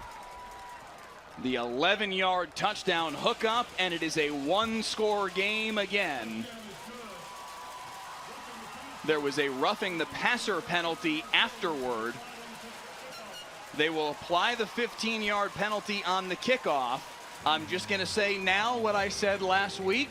When you get a 15-yard penalty applied to a kickoff and you are kicking off from plus territory, why not kick an onside kick? Okay. Just a thought. Eventually, Mike, you're going to say it enough where you're going to be right. Oh. Extra point is through, nearly blocked, but it is 27-21. Beard to Finley on the 11-yard hookup. Just 2 minutes and 6 seconds into the third quarter. It's back down to a 1-score game. It was 27-8 at one point, Heckma. Well, talk about this team coming out of halftime with a little bit of pep in this step. From the moment that they received the ball on the kickoff, that offense took the field, and it was snappy. These guys are getting right back to the line of scrimmage. Racine Guillory is the reason why on those first downs, on those long thirds, he just continued to generate those first downs for this team. This is exactly what they needed, but also they need for Gavin Beard to just get in the pocket of this offense, get into some type of rhythm. And you saw right there when they got down to the goal line, they were not looking to go anywhere else but to Caden Finley. They will kick off from the plus 45. Here it comes. I'm just saying. Here it comes, Mike. If you kick an onside kick, the requisite 10 yards, Mike. That's the 35-yard line. That's not that bad a field position to give up, and you give yourself a chance to go steal a possession when you were down 3 scores and now you're just down a touchdown. And they will. No way. And they will. Oh, and it's recovered by Denton Ryan. Denton Ryan pounces on top of it. It's recovered by Jordan Washington. But thank you, Robbie Jones and special teams coordinator Dustin Lloyd for at least doing, like, to me, it's just, why not? Because even though they did recover it, okay, it's 1st and 10 at the 36-yard line. Did you really give up that much? And you had a chance there. You were like 7-on-1 to recover that football. Ryan's lucky to get that ball. Boy, Dallas Gates, he gets down on a knee, not to propose, but to get that onside kick. He needed that one badly. That was a crazy bounce on that ball. So back to work goes Denton Ryan, and undercut immediately is Jose Melendez. Chase Wilburn on the tackle, and he let him know it. Yes, he did. And I tell you what, Chase Wilburn, he is not fooled by this. As you see, Melendez coming over around underneath. Way to trail and make that tackle. I tell you what, this kid, Jose Melendez, big body as well, 6'2", 235. And now we've got another Ryan Raider down after the play. He's surrounded by trainers right now. I think it is Melendez, the big tight end who just made the catch. He's the one who had the touchdown reception a year ago here on this field to give Denton Ryan a 19-17 lead in the 4th quarter. It's good to see him get up. See, the tackle was around his legs, but he was able to get his legs out from under. Looked like it just maybe landed on the shoulder. He did land hard. Big kid though, 6'2", 235. So they really like his versatility too. They can have him be in line and block. They can have him get out, split out wide like a wide receiver and run pass patterns. They love what he can do. 2nd down and 13 after that play lost a few yards. Hennigan over the middle on a line to Lorenzo Hill, 1st down. Man, it is so hard to stay with Lorenzo Hill. Look at that speed on this route. Hennigan just has to put it in front of him, and the separation that he has there. Adrian Fuller is just trying to make up the difference, trailing the speedster. I've been impressed by Quinn Hennigan's ability to move the ball around, find his open targets, make plays in the passing game. He had just 1 incompletion in the 1st half of this game. He'll throw near side for Mussett. Mussett lunges forward for 4. Yeah, and just the difference here for the Aledo defense, having to keep everything in front of them. They saw those big plays in the 1st half. This guy in Mussett, and he was running away from these DBs. The attention to detail here in the 2nd half, these guys have got to keep this offense in front of them and get them down on the ground when they get a tackle. 2,400 of you with us right now on the WFA YouTube pass. That's tipped in the air and incomplete. With his hands on it was Aledo's Carson Dempsey, and it's going to be 3rd down and 6. Boy, that's a big fella right there, Carson Dempsey, and it pays to be 6'3", 225. Got those long arms, able to get it up, get those arms up, and bat that ball down from Hennigan. GWAP TV in the YouTube comment says Aledo wins by 7. They're down 6 right now, but a chance for their defense to get another stop. Can Quinn Hennigan make something happen here? Motion man is Reynolds. Hennigan tipped to the line of scrimmage and incomplete. The second time in a row that they're getting a tip ball on Hennigan, and Aledo is letting them know about it. That's number 42 in the middle of that defense. Chirping at these guys, man, but how about that, getting the hand up? That is 43, Jackson Richard. Jackson Richter, and he was letting them know. We have seen this Aledo defense. We saw it a little bit from Dempsey. We saw it a little bit from Chase Wilburn after he made the tackle on Melendez. There is a little bit of something going on with this Aledo defense, and they're making sure Denton Ryan knows that the comeback is already underway. Fair catch called for and made by Lamel Swanson. Aledo takes over with an opportunity to take the lead for the first time since early in the second quarter. Well, a lot of history at stake right now for the Bearcats, and they have the weight of that on their back right now. And these young men have come out of halftime, and they are playing like a team possessed. Just a difference. It's a different set of guys have come out here in these black uniforms here in the second half. 1st and 10 at the 13 as Gavin Beard, the junior quarterback, leads him out on the field, replacing Hoss Haney, the 2-year starter who's now at TCU. Beard came up through the ranks with Caden Finley. The two of them have a really good rapport, and we've seen that start to reveal itself here in this second half. Quick throw to Burdine, give him 3. Yeah, I'm going to call that a running play. Just a quick out right there to Burdine, just allowing your wide receiver to create on the outside. And a great ball, and again, Burdine just having to get upfield and get some positive yardage. This is going to be a magnificent drive for the Bearcats if they're able to cap this off with the score. GD 3D plays in the YouTube comments. It says the comeback is not happening. 2,500 of you with us right now on the WFA YouTube channel. Handoff Guillory. Look at him making people miss. Racine Guillory out the back door and a first down. Oh, what a jump cut right there by number 1. He's, oh my God, that is amazing. Look at this jump cut in the middle. 1, 2. What a, oh man, I'm out of my spat up here. My shoe just fell off. What a cut. Zaire Heiler went, where'd he go? Yo, I mean, Racine Guillory, he is over that PCL, and you can, man, when you're making cuts like that, you back. He had a PCL injury in the state quarterfinals last year, had to get surgery late in December after the season was done. Here he goes again. Big scene for Guillory. Cuts back across midfield. Guillory into Denton Ryan territory. First down, Aledo. What did I tell you, Mike? You've got to get behind this running game because this Denton Ryan defense just hasn't been respecting it. Man, he makes a cut right there in the middle of the field. Brian Simmons has to reverse course because Guillory, man, I'm telling you, the burst is there, the cuts are there. Man, just bring that speed back. This kid last year, he tore up 5'8", but the way that he runs, his running style is just abusive. And this is a great start to the second half for the Bearcats. And Racine Guillory is making the difference. Robbie Jones told us earlier this week, he said, we saw a little bit of Racine looking like Racine against Lancaster, but they haven't really seen it yet this year. Look at Caden Finley make a man miss. He's got another Aledo first down. He said, we saw a little bit of Guillory where, oh, hey, that's the Racine that we know against Lancaster, but it had been hard to find. That series of jump cuts you highlighted a moment ago, that's Racine Guillory getting back to being himself. And I think as a coach, you just want to, you don't want to bring a guy back too fast. You don't want him to injure himself again, but you just want to see glimpses of the old player that he used to be. I think right now, this is that game where you got to say, man, this guy is not favoring any of it. He is back, and he is running downhill. It's 1st and 10 at the 22 for Aledo.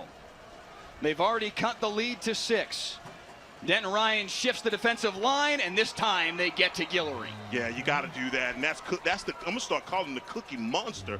Warmate, man, he is. I tell you what, the penetration that he's getting on this offensive line, they're having a hard time dealing with this guy up front. 5'11", 240. Again, he is the trash can full of dirt. Built, a guy that you're just gonna have a hard time moving out of the middle of the field. They got to make sure they get a hat on that guy. Otherwise, number 5 is going to cancel Christmas. 2nd down and 10. Midway point of quarter number 3 in a 6-point game. Beard, end zone shot. 1-on-1, knocked away, but a flag. Face guarding is going to be called on the Denton Ryan defender as they look deep for Jamal Hollister. Jamal Hollister He had a step. That ball is coming a little late and behind, but doing a great job showing his hands late and forcing the defender to run into him. Zaire Heiler, the one who's going to get flagged here for pass interference. Still some discussion here, but our field judge, Odell McGee, communicating to Jim Davis, yes, indeed, it is pass interference.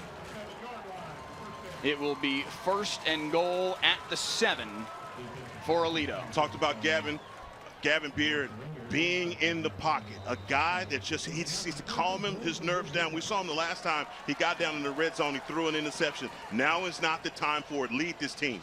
Guillory snowed under down at the 6. You know where I'm going right now. 2 all day long, twice on Sunday. I mean, they are having a look, in open field, you can do things by putting a safety over the top, things like that. But look, the field gets shorter when you get down into this area, and look what they got him split all the way out up top. 1-on-1, top of the formation. Instead, the handoff goes to Guillory, and he'll make his way in. Touchdown, Aledo. Tied at 27 after they trailed by 19, an extra point away from leading on their home field. Hey, maybe I'm wrong. That's why I'm up here in the booth with you and not calling plays. But I tell you what, this Racine Guillory, I've been calling it the entire game, that when you get behind this running game and you're able to crack the code to that Denton Ryan defense, boy, does that make a difference. Mike, game on. 27 all, a 6-yard touchdown run by Racine Guillory. Extra point is through. Wow.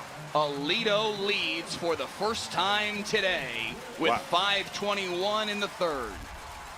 And that noise that you just heard is the crowd erupting here in Tim Buchanan Stadium. Am I saying it right? Is it Buchanan? Is it? Help me out here so we don't get in any more trouble. I have had some people even tonight get in the YouTube comments, get at me on Twitter. You're saying Tim Buchanan's name wrong. It's Buchanan.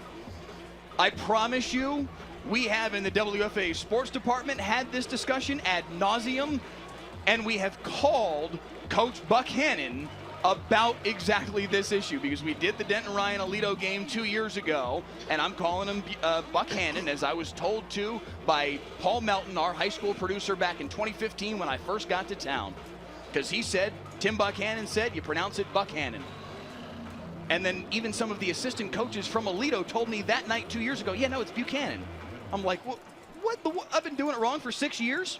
So finally we call Coach Buck, let's call him for the moment in this story, on like Monday of the following week and say, okay, can you sort this out for us?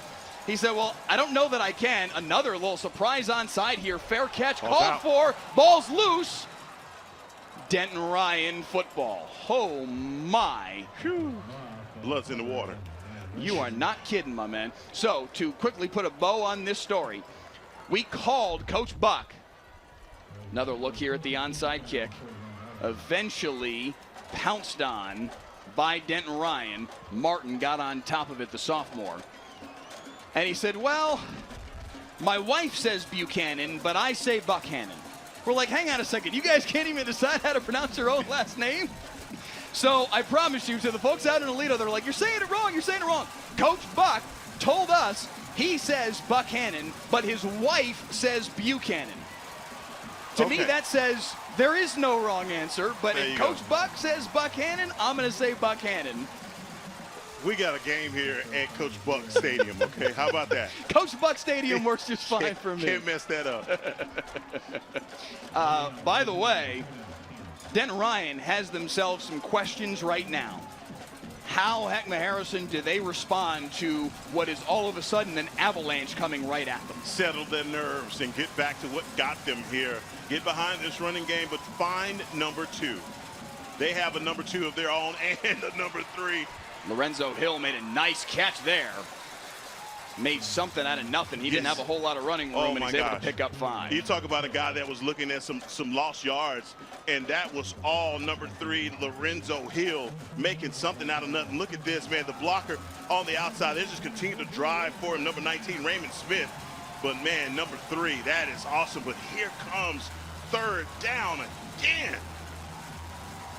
Who can get off the field on 3rd down? Which defense is going to be able to do that more tonight? Aledo with a chance right here.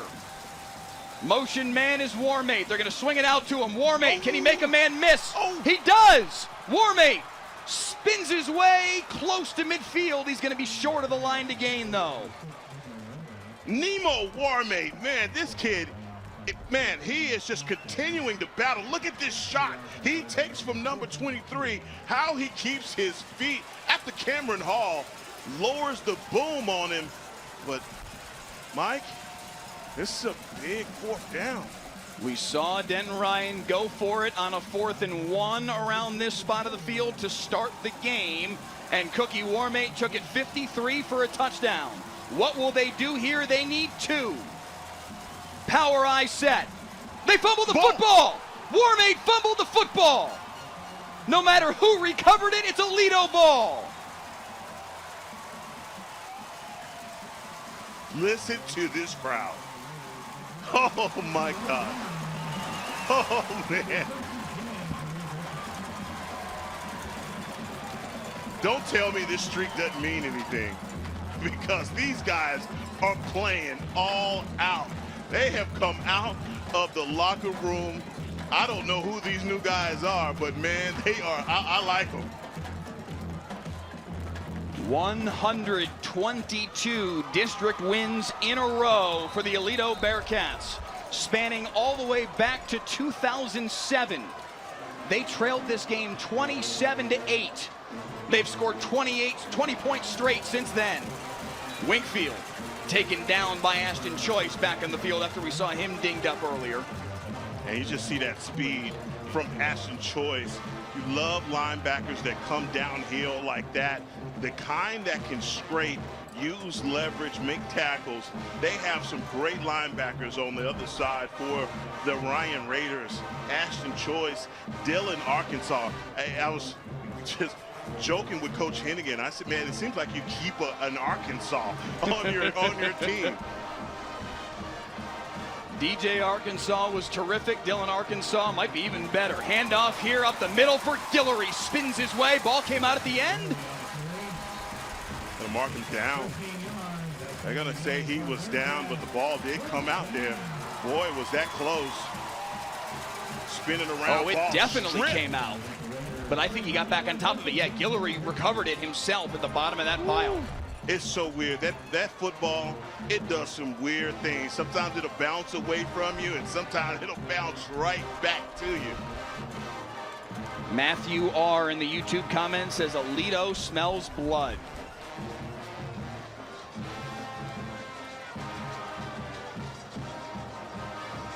Wingfield, space, Wingfield out the back door, inside the 20, Caden Wingfield crashing his way inside the 5, 1st and goal. This game is out of control. Caden Wingfield, he is off the tackle right there, and look at the block set up. Number 20, oh my God, he whiffs on it. Freeman Wade on the outside does not keep contained. And Wingfield looks like he is running straight to the pylon for a score. 2 minutes, 12 seconds left. I am just beside myself with the way that this game is going. 1st and goal, Aledo at the 3. Guillory. The pile pushes back.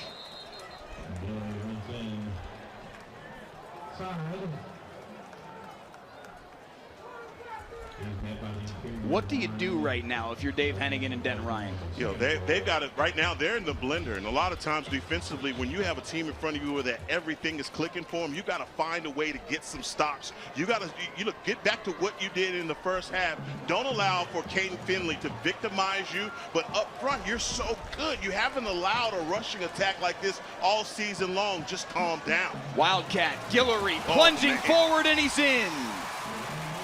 Touchdown, Racine Guillory, his second in a row. I can tell you this, it's better said than done. And when you got a running back in front of you like Racine Guillory, look at him put his head down and just run through the chest of these defenders. And that is Dillon, Arkansas, that he just pushes into the end zone. And we know that Dillon, Arkansas is a great linebacker.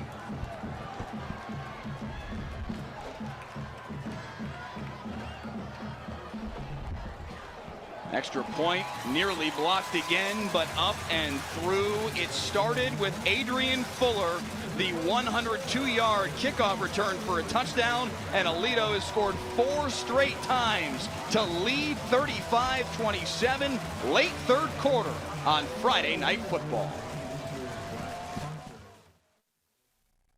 The 12-yard touchdown. Catch a live broadcast of every play of the biggest high school football games. Next week, Duncanville at DeSoto. Stream the broadcast free. Next Friday night at 7 on WFAA+.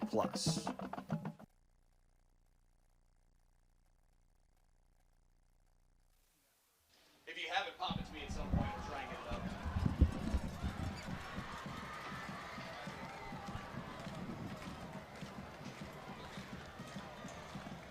Unbelievable. It was 27-8 in favor of Denton Ryan late in the second quarter of this football game. 2:47 on the clock in the second quarter. Just a little over a quarter later, it's 35-27 Aledo. We talked about it from a strategy standpoint going into half when they were not able to pull out any points, how imperative it was coming out to begin the third quarter to get some scores up. They've done more than that, man. They have scored on every single drive defensively. They've answered the bell, got to stop there on fourth down. Right now, on the other side for Denton Ryan, they just got to be like, look, what just happened? Let's find a way to get our feet back up under us and look, have some respect for ourselves and completely ball the way that we did in that first half, because look, this is championship level. Fair catch was called for. It will be Denton Ryan football at the 30.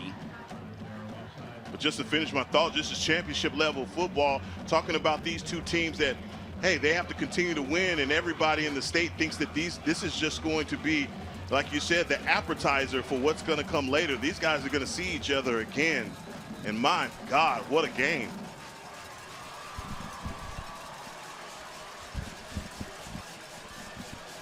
So once again, Denton Ryan facing a now what situation. How do you respond to the onslaught that Aledo has put together over the course of the last 13 minutes of this football game? Warmate, nowhere to go. Well, they're trying to get behind Ty Haywood, and you see him coming out. He's pulling on the counter, but this defense for the Bearcats, they are following big number 70. They know if they come right off of his hip pocket, they're going to find the running back, and they do exactly that, and they get a stop. No gain on the play. It was Reynolds on the carry. 4 wides for Hennigan. On play action over the middle, it's intercepted. Picked off underneath. At the bottom of the pile with the interception for Aledo is Owen Henderson.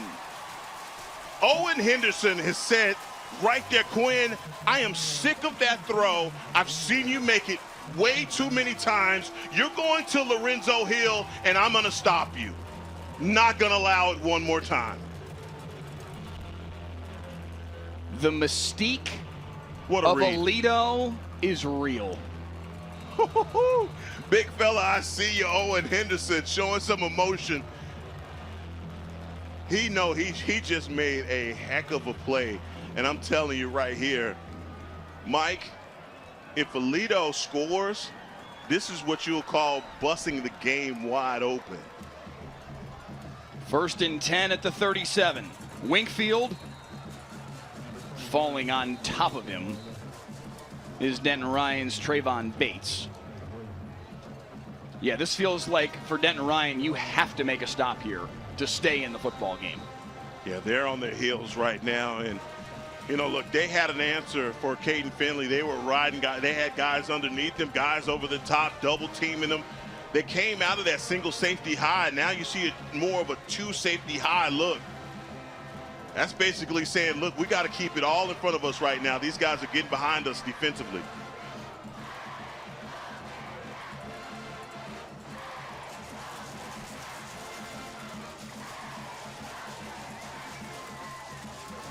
They will let the third quarter clock expire. To the fourth we go. This game has been tied, or Denton Ryan has led in the fourth each of the last 2 years. Aledo holds the advantage as we head to the final period on Friday Night Football.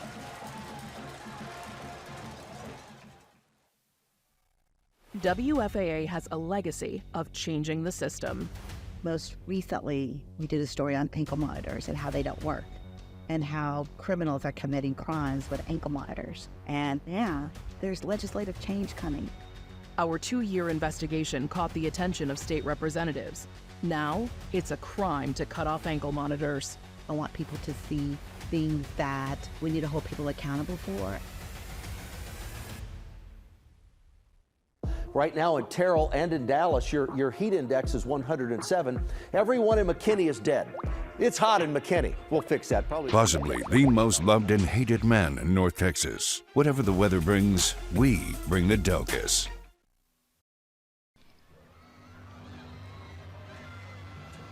Next week on Friday Night Football, we called this the game of the year. This is the game of the year in 5A. This one on your screen is the game of the year, period. Yeah. Duncanville, DeSoto.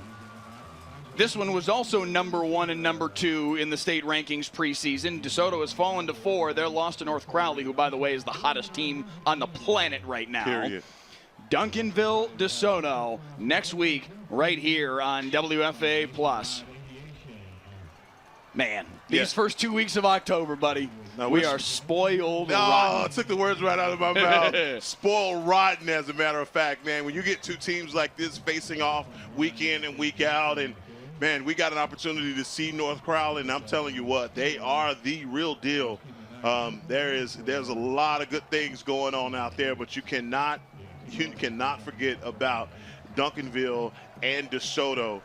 That every time these two teams hook up, man, it is a movie, and the lead up to this is going to be enough. Last year, it almost didn't happen for us, man. We had weather delays. We had all kinds of stuff. We had Mike's World Series. Hey, we had Mike's pink eye, world famous pink eye. 3rd and 8 and a timeout prior to 3rd and 8 here called by Aledo. That's their first timeout taken second half. Ryan still has all 3. What a game. What a game. These guys are taking the time out here, and I think for both of these teams, you know, they're really close going into the fourth quarter, and it's going to be who dominates this fourth quarter. Obviously, who's going to win this game imminently. Let's bring you back to last year. On this field, Aledo jumped out in this game 17-0. Devon Keys with a touchdown run here, 17-0 Bearcats on their home field. Ryan came all the way back in this game to lead 19-17. This run here by Braden Mussett started the comeback. He ran for another touchdown to make it 17-12, and then this touchdown pass over the middle here to Jose Melendez made it 19-17. Denton Ryan late in the fourth, but Hoss Haney, the superstar quarterback for Aledo, on a 3rd and 11 with a $135 to play, went 57 yards for the touchdown to win it for the Bearcats and keep that 122-game district win streak alive. Now it's at 122. It was a little less than that a year ago this time. Who's going to play hero today for Aledo? Guillory's been a big answer to that question in this second half. He's got the 2 touchdown runs to give them the lead and build the lead, but he can't convert here on 3rd down and 8. It's 4th and 3. Will Aledo go for it here? Kind of no man's land. It looks like they will. Yeah, they are, and they don't even think about it they keep that offense out there, but what you dial up is going to be even more important. I think Racine Guillory, it looked like he had an opportunity to get to the sticks. Great job by that defense of knowing where the markers were and getting him down on the ground. 4th down and 3. Can Denton Ryan's defense get a stop? Aledo's got to get to the 27 for a 1st down. Timeout Bearcats again. Oh, they want to think about this.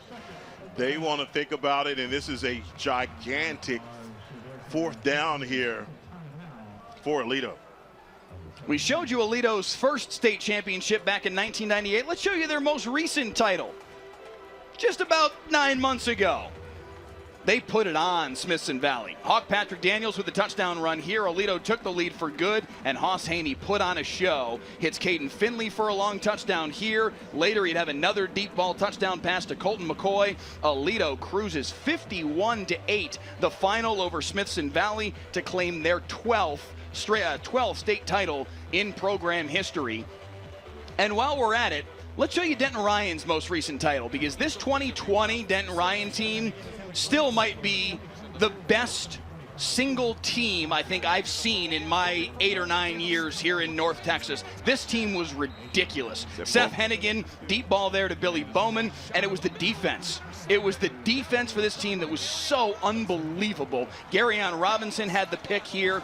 And then real quick, if we can hang with this for another couple seconds before they come out of the timeout, this play by Ty Marsh was unbelievable, ripping the ball free. Let's bring it back here. It's 4th down. Aledo going to the air, end zone shot, and overshooting the intended target. Blake Burdine, it's incomplete. Denton Ryan makes the stop that they had to come up with. The Ryan defense makes the play. But that is the right call right there to Blake Burdine. They try and catch him on that corner route. Man, great job by Brian Simmons undercutting it and just not giving Gavin Beard enough cushion or enough room to get that one in. If he got that into Burdine, he would have been dropping a dime. So Denton Ryan finally gets a stop here. Can their offense do something with it? It is still just a 1-score game. 10:31 in the 4th, starting at their own 31. Hennigan, deep shot. He's got Mussett behind the defense. It was knocked away at the last moment.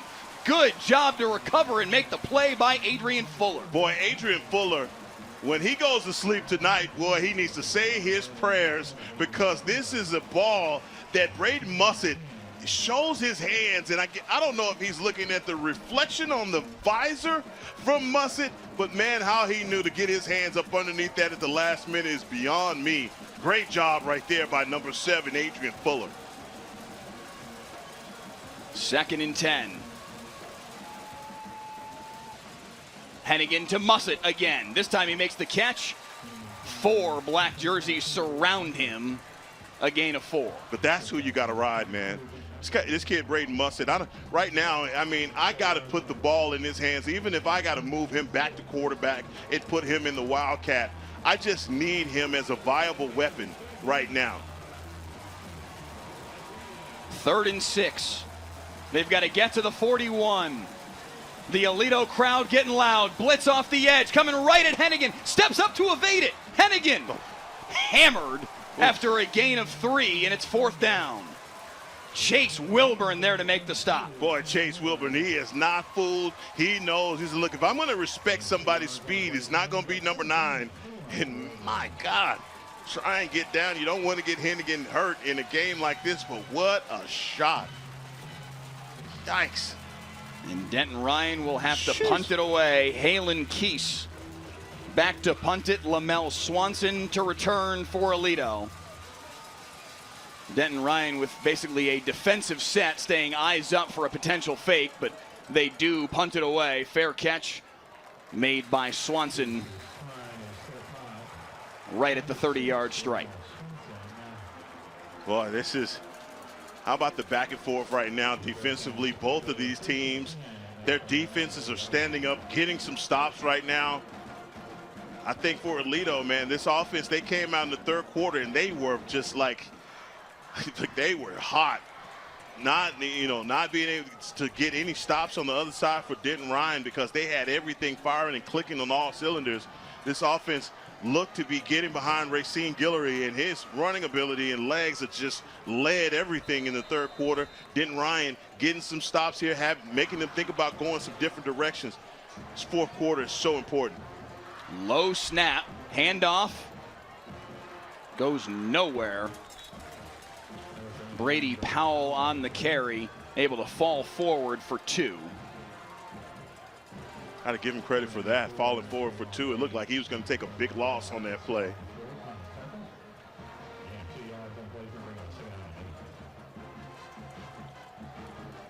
And I'm looking for Guillory. Is he in the backfield? They've got Wingfield out there right now alongside Gavin Beard. Play action over the middle. What a catch by Caden Finley. First down. This kid has some incredible hands. Incredible hands. That is the son of a former NFL player. Jermichael Finley's kid, and my goodness, that is a hands catch. That is.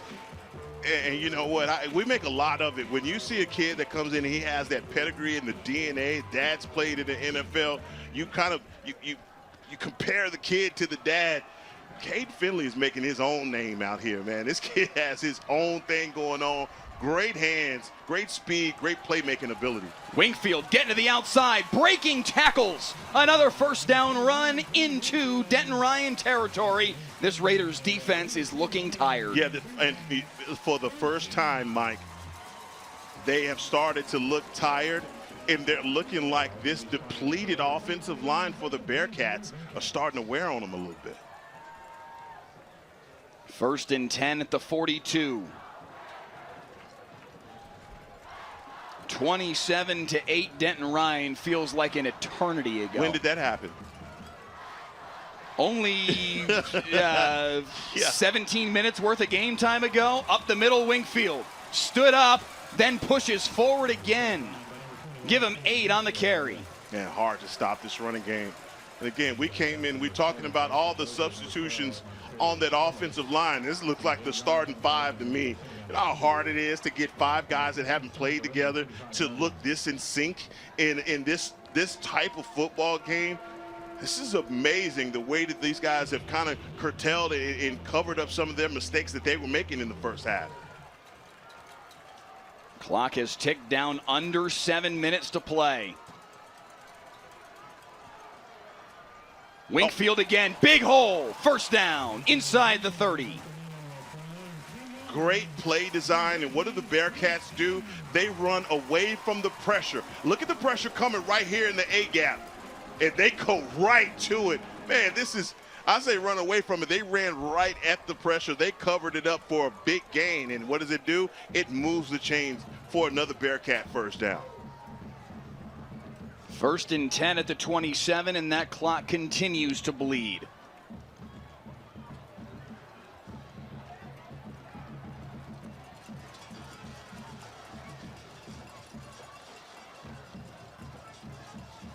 Wingfield, they are just riding him. Give him 2 on the carry. This defense, again, as you talked about, guys are starting to get up off of the pile a little bit. That's when you could tell the defense is slowing down a little bit, or guys are getting tired. How they get up off of that pile. They're not hopping up like they were in that first half.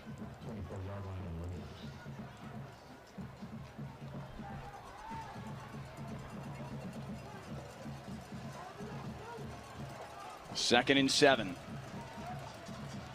They've got to get to the 17 for a first down. To the air, miscommunication. Burdine cut the route off. It'll be 3rd down. I think it's good coverage on the outside as well. Number 1, Trey Williams just wouldn't let him out of that route. That's putting clamps down on the guy that's trying to get to the outside. This is just hands-on defense. He puts his hands behind his back like I'm handcuffing this guy.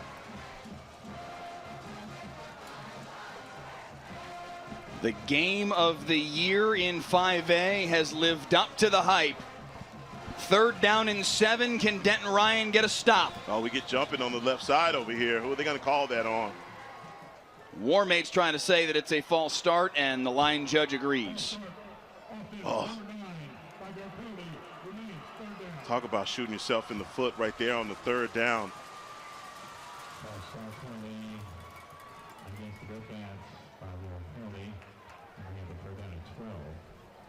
Mark from Dallas in the YouTube chat says Bearcat O-line is winning the game right now.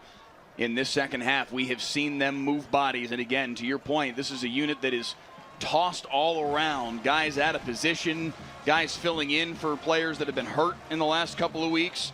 Amari Dinboo and Cody Cartwright both dealing with injury, and yet they have moved bodies and created running lanes for Racine Guillory and Caden Wingfield.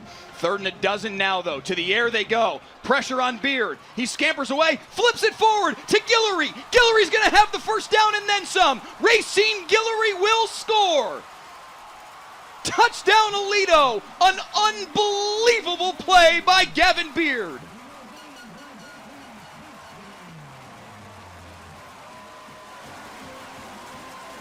Just the way you draw it up. Gavin Beard, just going by the playbook, he flips this ball out. Look at these guys give him an opportunity. He's reading this defense. He sees Racine Guillory wide open. What about this move right here? And he just races to the pylon. Racine Guillory, man, this has been his game. Talk about welcome back. That is some draw it up in the dirt. Just make it up as you go along. Evade Earl West with the pressure off the edge. Break contain of the pocket. And just flip it over the top to Guillory. And let your stud running back do the rest. This is virtuoso stuff from Gavin Beard, the junior quarterback. Hoss Haney who? Okay. What a play by Gavin Beard. Hey, Gavin Beard says, look, I learned this from the best. And a guy that just put the battery in his back to make a play like that. You know the kind of confidence that you got to have to make plays like that? I mean, my spotter board is on my head right now. I'm in disbelief. I am in, yes. That was unbelievable. What a play. What a play. And you talk about a quarterback that in the first half, he was having all kinds of trouble. He had so many Ryan Rader defenders around him. Man, this kid has come out at halftime, and the confidence, he's just oozing with confidence. And man, what a magnificent play. That is unbelievable. And Aledo has now scored 34 unanswered. Wow. 5:03 to play. On the return, it's Reynolds. Taken down at the 15. Wow. This is a game where you just got to ask yourself, like, Aledo has come out and they have struck a blow. And there's the flags down. I think they're going to get maybe a personal foul here. Multiple flags on the ground and a protracted discussion here between Jim Davis and his crew trying to sort all this out.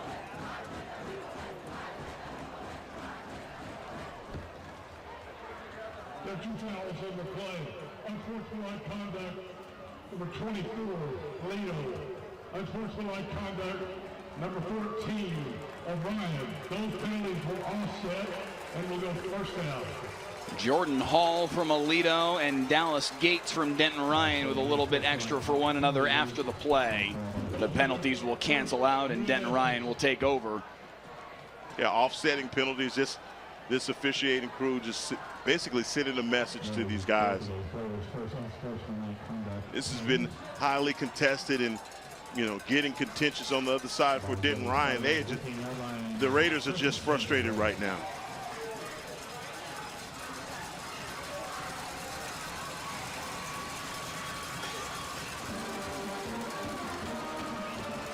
Warmate with a nice carry. Picks up 7 on the first play of the series, but Denton Ryan now, Heckman, in a spot where they have to hurry, down 2 scores. They led this game 27-8 with 2:47 left in the second quarter. The Adrian Fuller kickoff return for a touchdown started the comeback, and Aledo scored 34 straight points since. Mussett with nowhere to go. You know, this team has been completely shut out here in the second half. Enough of this offensive line getting movement up front. They just, look, this Aledo Bearcat offense has been striking so fast.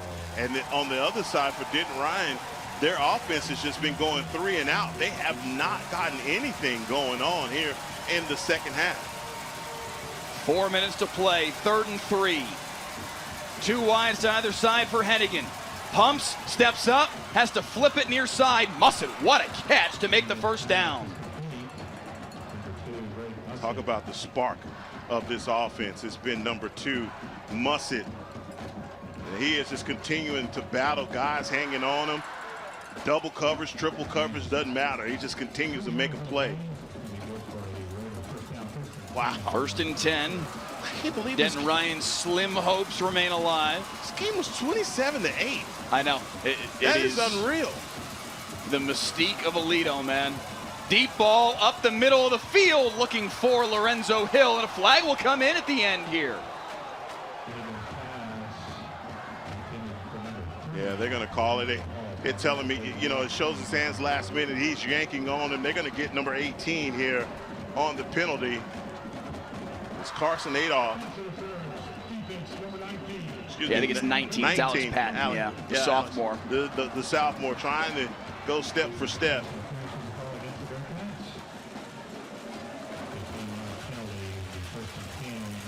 So a fresh set of downs here for Denton Ryan. We saw last week with Colleyville Heritage and Argyle to not call a game over early. Don't do that, Mike. So there's still a lot of time to work with and 3 timeouts for Ryan. But as I said last week with Colleyville Heritage, it's true here as well. Ryan needs to play perfect the rest of the way. Throw over the middle. Melendez has got the first down in Aledo territory. And that's a name that we came into this game expecting Melendez to be, you know, a bit of a playmaker, a guy that we've seen in previous games be a difference maker on the other side. Got a player down for Denton Ryan way back in the backfield. I think that it's Quinn Hennigan. He may have taken a shot after he got that ball off.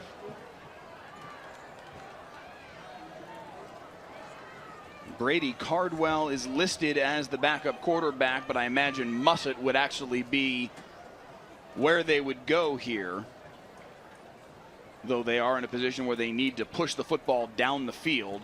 Get another look here. Oh, he takes a shot right there. He did take a hit. He'll have to come off for a play.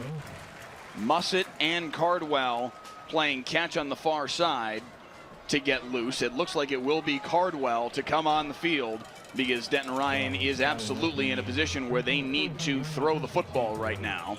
Mussett, a fantastic athlete, the best athlete on this Denton Ryan team, but they need him on the other end. They need him on the receiving end if they're going to make something happen here down the stretch. So at least for a play, Cardwell will come in. We'll keep an eye on Hennigan on the sideline.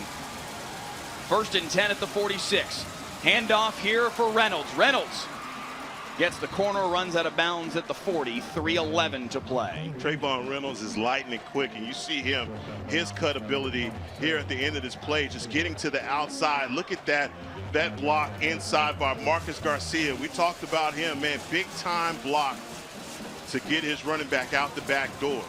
Quinn Hennigan is back out on the football field, missed just the 1 play. 2nd down and 5, 3:11 to go in a 2-score game.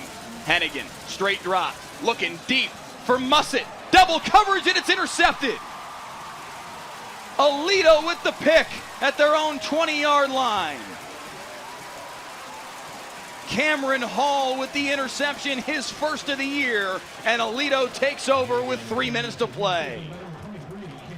And you see them reading this play the whole time, and Quinn Hennigan tries to get this ball up, but it just maybe slips out of his hands. Man, this has been one of those games. So much back and forth, so much drama. I am telling you, this is, when you think about the way that first half ended, I'm saying to myself, just looking at it like, look, I have no idea what Aledo has to do to get back in this game, and good thing they knew, because they came out and they just continued to fire. And I'm going to give all the credit where it needs to be, and that's Gavin Beard. Gavin Beard just leading this offense with throw after throw, but obviously orchestrating these drives and this comeback. Man, this has been magnificent, the way that they've handled themselves, but the points that they've scored, 34 unanswered. I mean, that is just outstanding. We talked about this game and how these two teams have met at the top each and every time, and knew that this game would be an instant classic. If you divide this into halves, this is two separate games. Entirely. Wingfield on the carry. Ryan does have all 3 timeouts left, but they would need a 3-and-out in a heartbeat. Beard absolutely deserves credit for this comeback. Racine Guillory playing a major role as well. 3 second-half touchdowns, but it all started with Adrian Fuller's kickoff return for a touchdown to just inject some life into that Aledo sideline when they really needed it. No, they did, and that was, I think that, like you said, that was the play that really started the discussion of, man, they can actually make a comeback here. They just had to believe that they can get it done, and they did exactly that. And this running game, to me, Racine Guillory, and just the way that his coaches were talking about him. Coach Robbie Jones just basically said, look, man, this kid has a PCL, and we just hadn't wanted to rush him back. And so we have some other guys that we can hand the ball to. We just wanted him to get into the rhythm of our offense. He's our guy. He's our bell cow running back. But we just hadn't felt like he was all the way back yet. I want to ask Coach Robbie Jones this question again if Guillory's back, and I think he'll answer, yeah, he all the way back. Robbie Jones told us earlier this week that he had a conversation with his team early on this week about the fact that we were coming out to broadcast the game as Wingfield surges forward and picks up the first down. And he said, listen, because we were asking him about the streak and the mystique of it and the aura of it and how much do you guys talk about it? He said, listen, we talk about it. We do. Not a lot, but we do. He said, I told my guys this week, Channel 8's coming out to do the broadcast of the game. He said, they're only here because they think you might lose. Wow. Because they think the streak might end. Wow.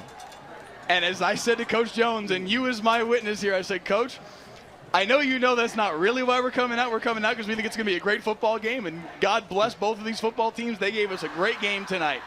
However, he's not wrong, as the handoff here went to Brady Powell as Aledo is working the final minute off the clock. Every time we have done an Aledo game against a district opponent, Mansfield Timberview back in 2020, Denton Ryan in 2022, Burleson Centennial a year ago, tonight, every time I have had a graphic at the ready.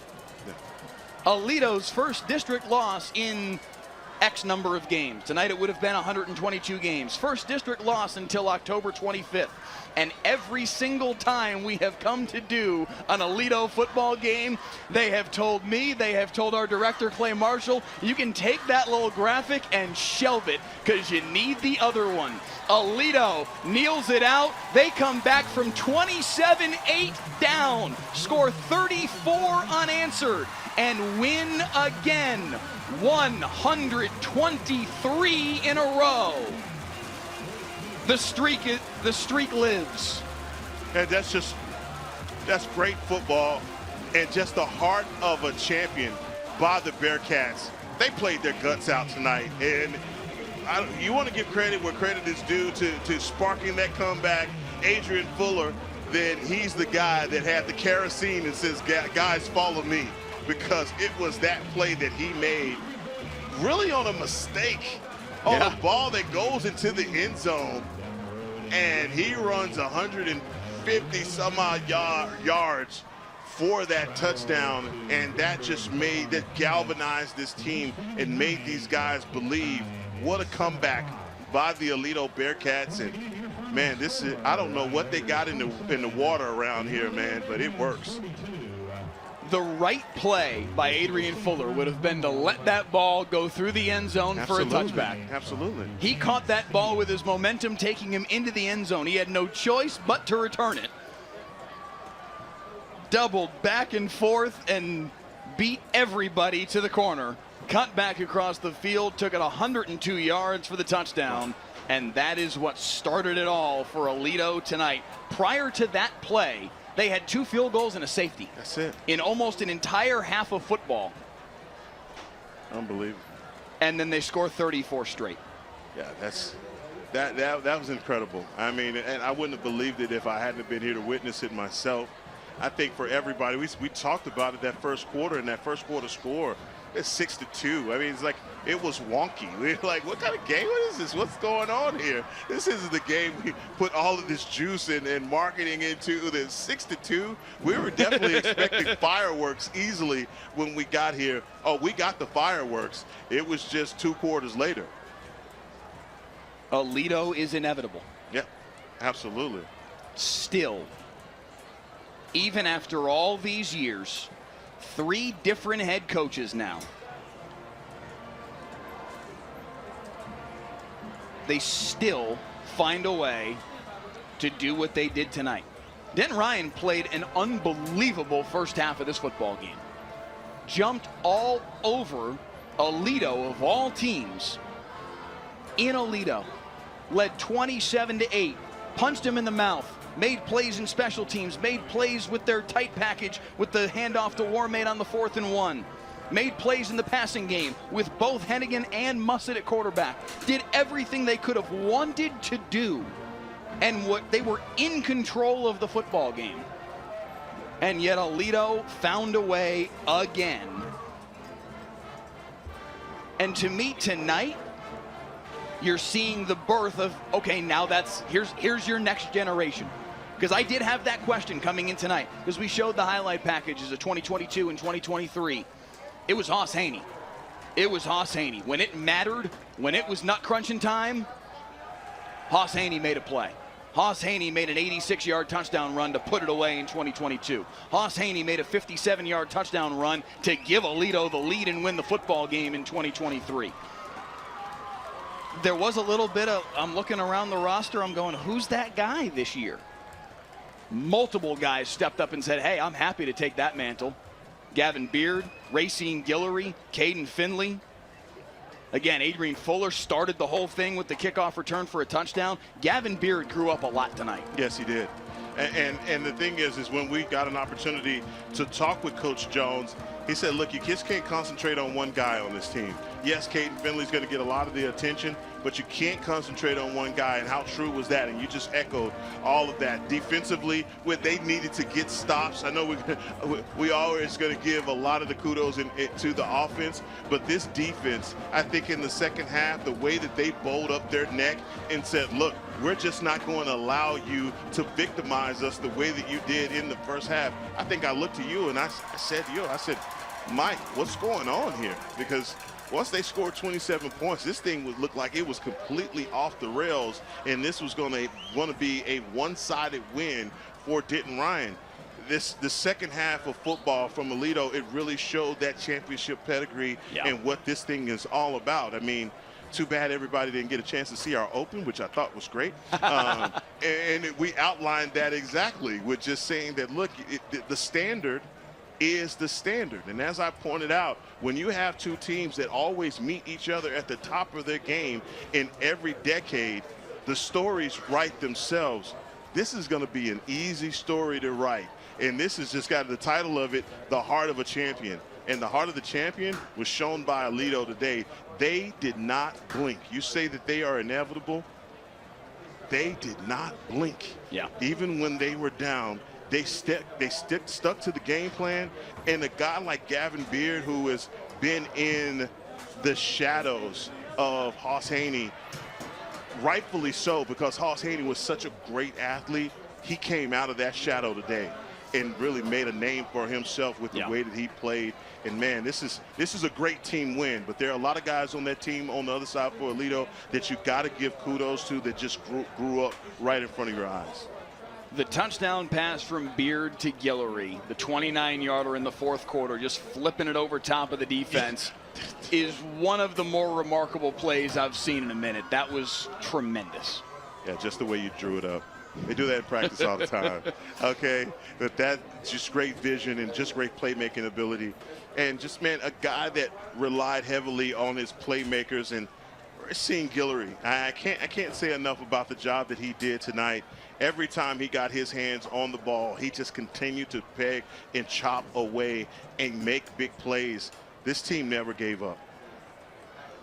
When they sprung Braden Mussett on a coverage breakdown, wide open over the middle, and it was 27-8 Denton Ryan, it did kind of feel like, oh my gosh, like, is this it? This is it. Is this it? It felt like it for about 14 seconds until Adrian Fuller said, hang on just a second. Yeah, hold my beer. I mean, hold my drink. I'm sorry. Yeah, hold my drink. Hold my drink. That's the proper term. Hold that for 3 years, fellas. Look, I mean, it really did. It felt like, oh my gosh, is this really going to happen tonight? Are we finally witnessing the end? No. And again, Aledo finds a way to say, nope, not today. And it's, how crazy is that, how the momentum pendulum just swings like that? You know, people always say momentum is not a real thing in football. You got to witness a football game to know that is so true.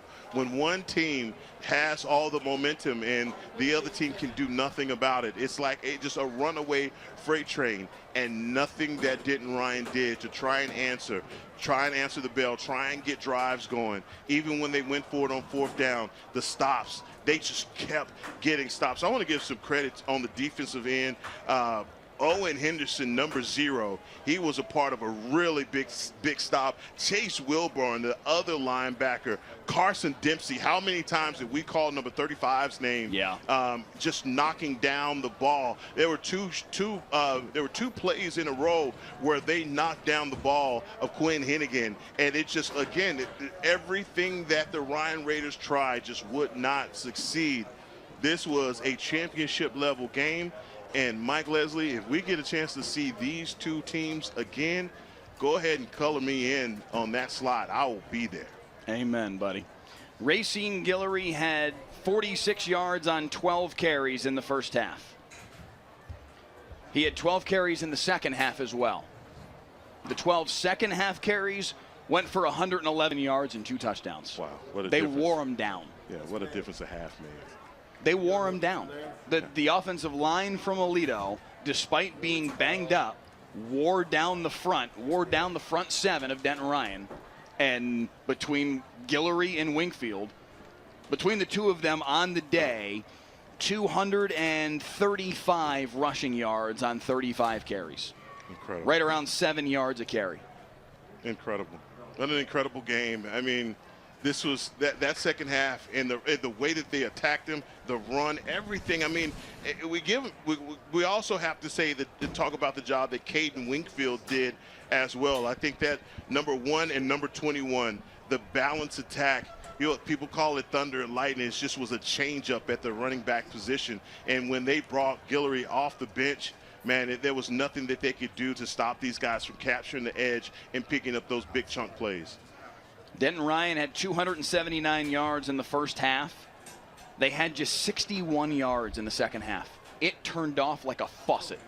That's big time. It's big time. And when you go back and you watch this game, it's just going to be so many ebb and flows. But that second half, that third quarter, specifically the third quarter, was completely Aledo. I said it in those first couple of snaps.